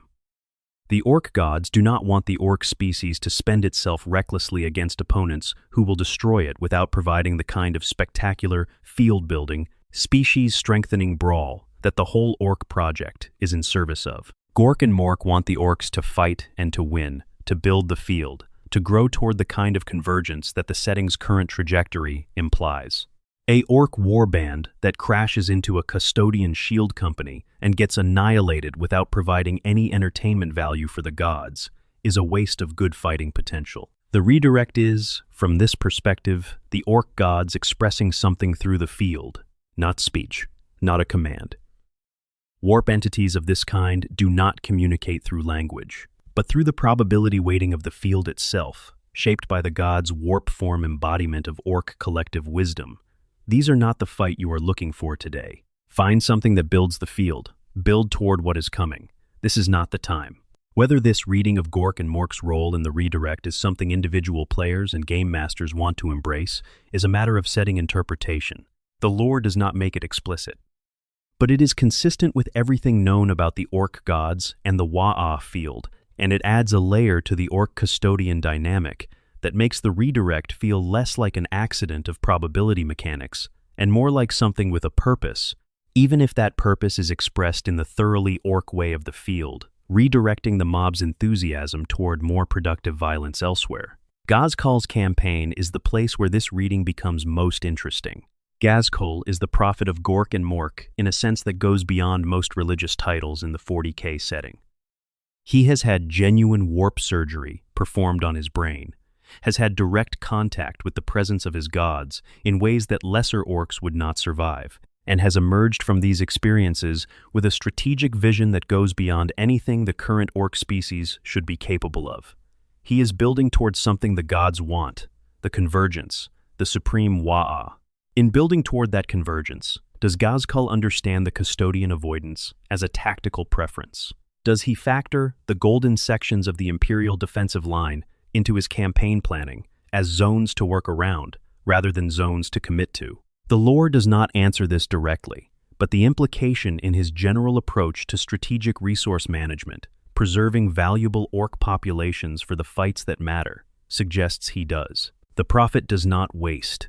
He redirects, exactly as the field does, for exactly the same reason, but with the additional layer of articulate strategic intent that his altered brain provides. What happens when Ghazghal's convergence is complete? When the supreme Waaaagh is built to the scale the gods have been shaping it toward, when the individual orcs at its center have grown to something approaching what the ancient Krork were, does the redirect still hold? Does the probability assessment the field runs on golden armor still come back the way it comes back when the field is running at a scale and intensity that has no modern equivalent?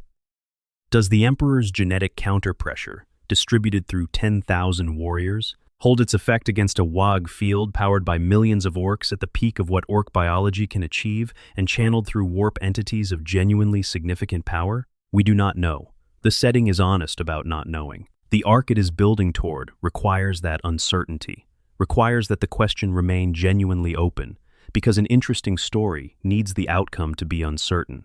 But the question lives in the shape of the current 40K narrative, and the Ork Custodian dynamic we have been exploring today is one of the most interesting pieces of that question's architecture.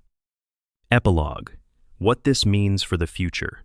One thing the 40K setting does beautifully is leave some questions genuinely open, and the question of what the Ork Custodian dynamic means for the long arc of the setting's future is one of the most genuinely interesting open questions in the current era's lore. The Beast War of the 32nd millennium established that orcs can grow, not just individually, but collectively, in ways that produce orc bosses whose scale approaches the ancient Krork's documented dimensions. The 6 bosses of the beast were not natural products of ordinary orc growth cycles. They were something more. Something that suggests the genetic potential for the ancient form is still there, latent, waiting for conditions that would allow its expression. The orcs have not forgotten how to be what the Krork were. They have simply not yet had the conditions to become it again. Waaaagh, Uruk Thraka, is building towards something. The lore in the current era is explicit about this. His campaign is not simply the largest Waaaagh in recent memory. It is a deliberate, strategically intelligent project toward the kind of universal convergence of orc combat energy that the orc gods, Gork and Mork, supposedly want. The prophet is doing prophet work, gathering, expanding, pointing the whole species towards something that even the orcs themselves cannot fully articulate, but that the collective psychic substrate is pulling toward with increasing urgency. What happens when that convergence produces something large enough, old enough, and powerful enough that the individual entities at its head begin to approach the scale the ancient Krork achieved? What happens when the Waaaagh field at full planetary scale convergence runs its assessment of golden armor and finds that the probability landscape has changed because the field itself has grown large enough to start overcoming the factors that normally produce the redirect? The lore does not answer this. It is not supposed to yet, but the question lives in the shape of the setting, in the space between what the Orks were and what the current Orks are, and in the understanding that the Beast War established that the distance between those two things is not permanent.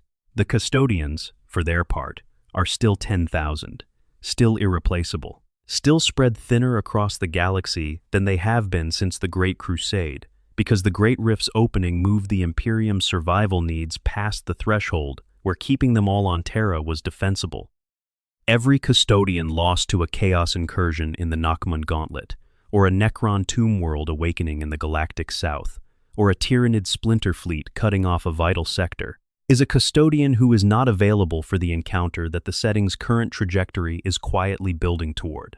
The Emperor's physical condition on the Golden Throne is not improving. The machinery of the throne is degrading at the cellular level, and the Mechanicus cannot repair what they do not fully understand. The Great Rift changed the psychic pressure on the throne's systems in ways that are not fully mapped. The Silent King has returned with knowledge of what the throne actually is and what maintaining it requires, and that knowledge, shared selectively with the Imperium's leadership, has produced decisions that are not yet fully visible in the narrative. Something is building. The Orks are part of it. The Custodians are part of it. The ancient history we have been exploring today is part of it. The 40K setting at its best is a story about how the weight of 60 million years of galactic history comes bearing down on the present moment, how every faction is an echo of something older, how the conflicts of the current age are in some sense the same conflict that has been running since the Old Ones first started engineering species, and the Necron tier first looked up at their poisonous sun and decided something was owed to them. In that context, the particular quiet that falls over a section of the battlefield when golden armor appears among the greenskin opposition is not just a tactical curiosity. It is a moment where two of the galaxy's oldest stories find each other in the dark, and one of them, for now, decides it has other things to attend to. For now, closing. That is the full picture of why the Orks consistently avoid fighting Custodians. The biology that produces a species of ancient weapons still running on its original programming 60 million years after the beings who wrote that programming are gone. The psychology that makes fighting everything the default state and makes respect, not hatred, the deepest response to genuine capability. The collective psychic field that amplifies Ork certainty into physical reality and produces redirect behavior when certainty cannot be generated. The Custodians made from the Emperor's own genetic blueprint, individually crafted, wearing armor that resists the field's probability nudges, carrying the Emperor's psychic imprint as a counterpressure against external warp influence. The battle at Gyros-Thravian and the number 100,000 to 3 encoded in the collective substrate across 10,000 years. The deep resonance of two legacies of the war in heaven, finding each other in the dark of the 41st millennium, and one of them deciding, for now, to look elsewhere. If you made it all the way to the end of this one, thank you genuinely for your time. This was one of the deeper dives we have done on this channel, and I appreciate you staying with it. If something in here changed how you think about either of these factions, I would really love to know what it was in the comments below. And if this is the kind of content you came here for, the subscribe button is right there, and it helps more than you probably think. Like the video if you found it worth your time.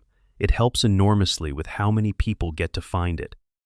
And drop a comment, anything at all, a thought, a question, something I missed, something from the Black Library novels that speaks to this, because the discussion in the comments is often the best part of doing this, and I actually read them. Until the next one, stay curious, stay warm. End of script. Addendum 5, The War of the Beast, and what it tells us about the upper limit.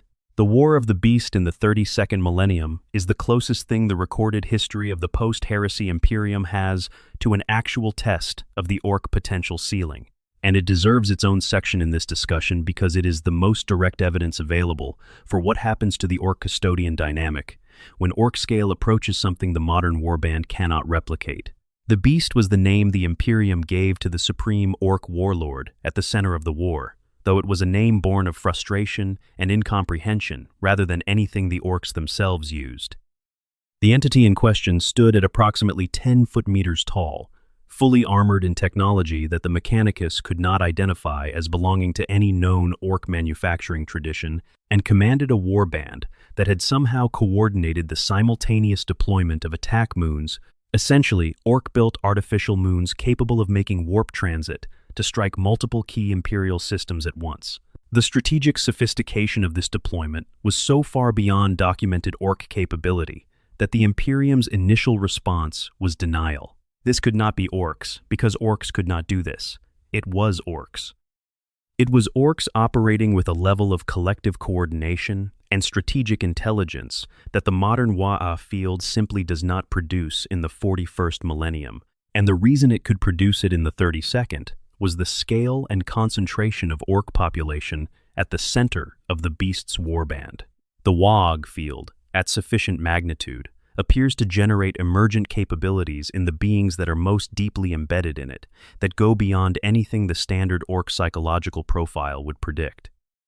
The individual Orks at the center of the field's highest concentration, the warlords and the beast himself, were operating with enhanced cognitive capabilities produced by the field itself, capabilities that the field could sustain as long as the warband maintained its extraordinary scale.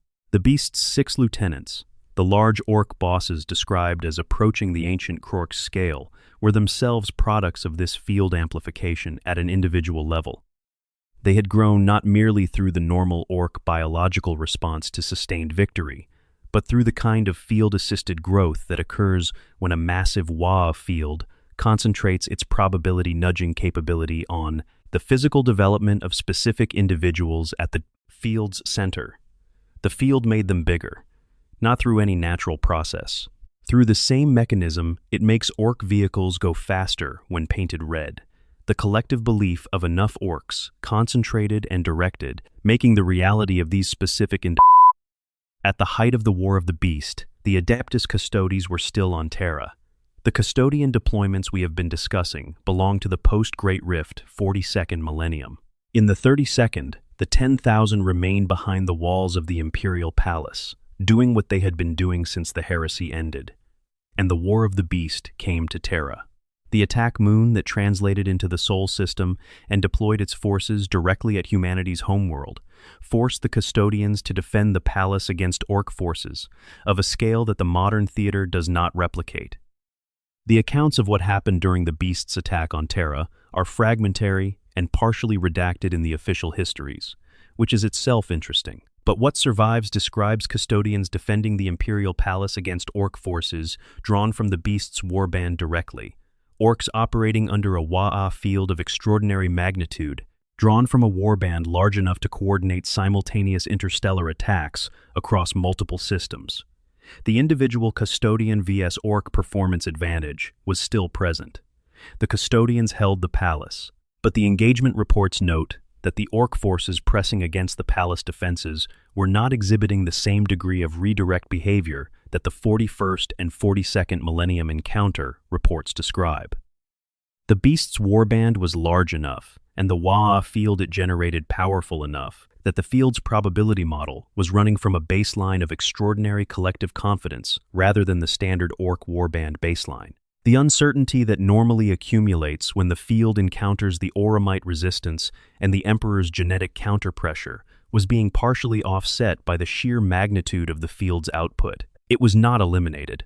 The Custodians still had the advantage, they still held, but the degree to which the golden armor produced redirect behavior was noticeably reduced compared to what encounters with standard warbands produce.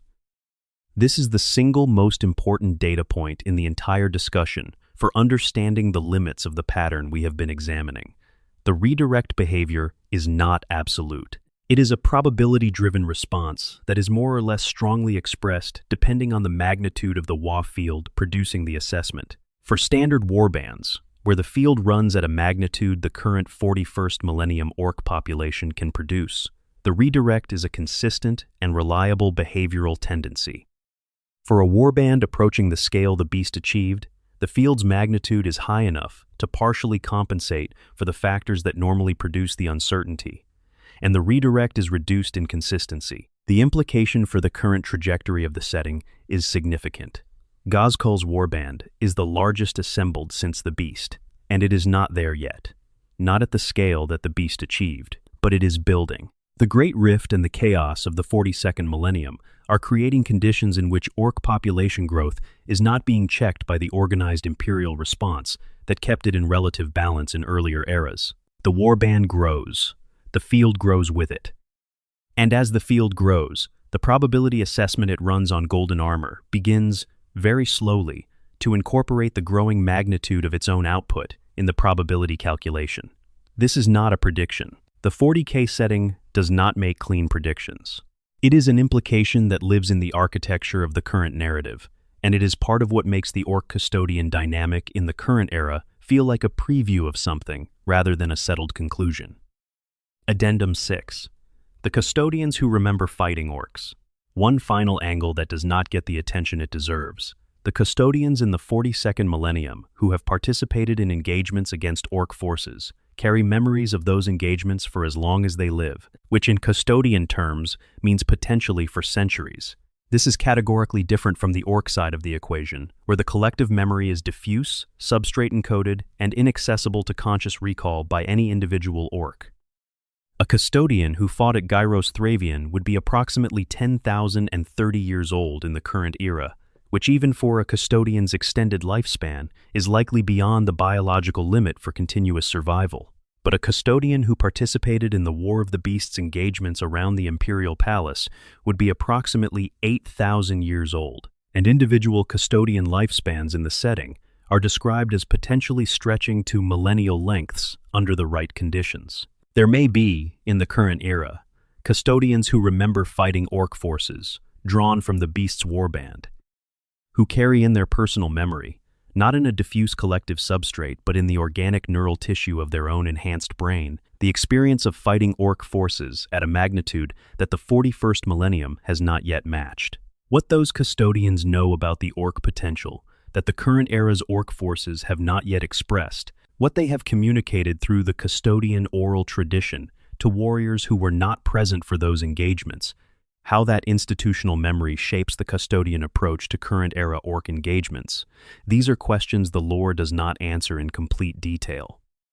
But the knowledge is there, in the organization. In whatever form, institutional memory takes in a group of extraordinarily long-lived warriors who train together continuously and communicate their experiences to each other across centuries. The Custodians know what Orks can become. They have seen it. They may not remember it as vividly as the first generation of witnesses did, but the knowledge has been maintained in the organization through deliberate effort because the Custodians understand better than almost any other institution in the Imperium the importance of preserving accurate threat assessments for the long term. Their entire institutional existence is premised on the long term.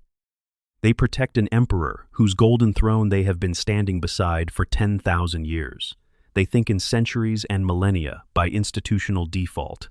When Trajan Valoris made the decision to deploy the Custodians to the wider galaxy in force for the first time since the heresy, part of the strategic calculus that informed that decision would have incorporated the Custodians' institutional understanding of what the Ork threat is capable of becoming. Not the standard Ork warband of the 41st millennium, which the Imperium has documented procedures for addressing.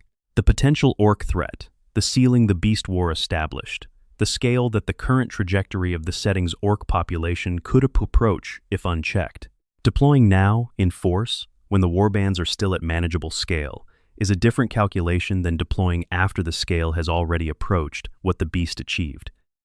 The individual Custodian on a contested world in the current era, facing an Ork warband that redirects from the golden section of the defensive line toward easier targets, is part of a strategic response to a long-term threat assessment that extends considerably further forward than the immediate engagement. The redirect is the current outcome. The Custodian Order's institutional memory knows what comes after the redirect, if the conditions that allowed the Beast to develop are allowed to develop again. And the deployment policy of the current era reflects that knowledge in the form of a decision to be present and engaged now, rather than wait until the golden armor's effect on Ork warbands is less reliable. This is the deepest level at which the Ork-Custodian dynamic operates in the current era's narrative. Not just two extraordinary forces encountering each other on contested battlefields and producing an interesting tactical pattern. Two organizations, one conscious and deliberate, and the other biological and psychic, both shaped by the same deep history, both carrying the legacy of the galaxy's oldest conflicts in different forms, engaged in something that is simultaneously a military competition and a slow-moving collision of trajectories that the 42nd millennium is still building toward. The redirect holds for now. The question the setting is asking, quietly, in the space between the current engagements and the implied future, is how long for now lasts. A final note on sources and canonicity. Before the closing remarks, a brief note on how the lore discussed throughout this video relates to canonical sources, because Warhammer 40K lore is a living thing, with genuine complexity in how different sources interact. The core facts here, the old ones and Krork origins from the Warhammer lore guides and codex histories, the Waaaagh field mechanics from the Ork codexes across multiple editions, the Custodian creation and capabilities from the Horus Heresy novel series and the Adeptus Custodes codex, the Battle of Gyros-Thravian from the Horus Heresy background material, the War of the Beast from the Beast Arises novel series, and Ghazkul's characterization from multiple novel sources, including the recent Ghazkul-Thraka, Prophet of the Waaaagh novel by Nate Crowley. These are all grounded in established lore sources. The specific behavioral pattern we have been examining throughout this video, the consistent redirect of Ork forces away from Custodian-held positions, is an inference from the combination of those established lore elements rather than a statement explicitly made in any single source. The Waaaagh field mechanics are established, the Custodian capabilities are established, the Battle of Gyros-Thravian is established, the Ork collective memory encoding mechanism is established. The specific interaction pattern we have been building toward is the logical outcome of combining those established elements, but it lives in the space of inference and implication rather than direct canonical statement.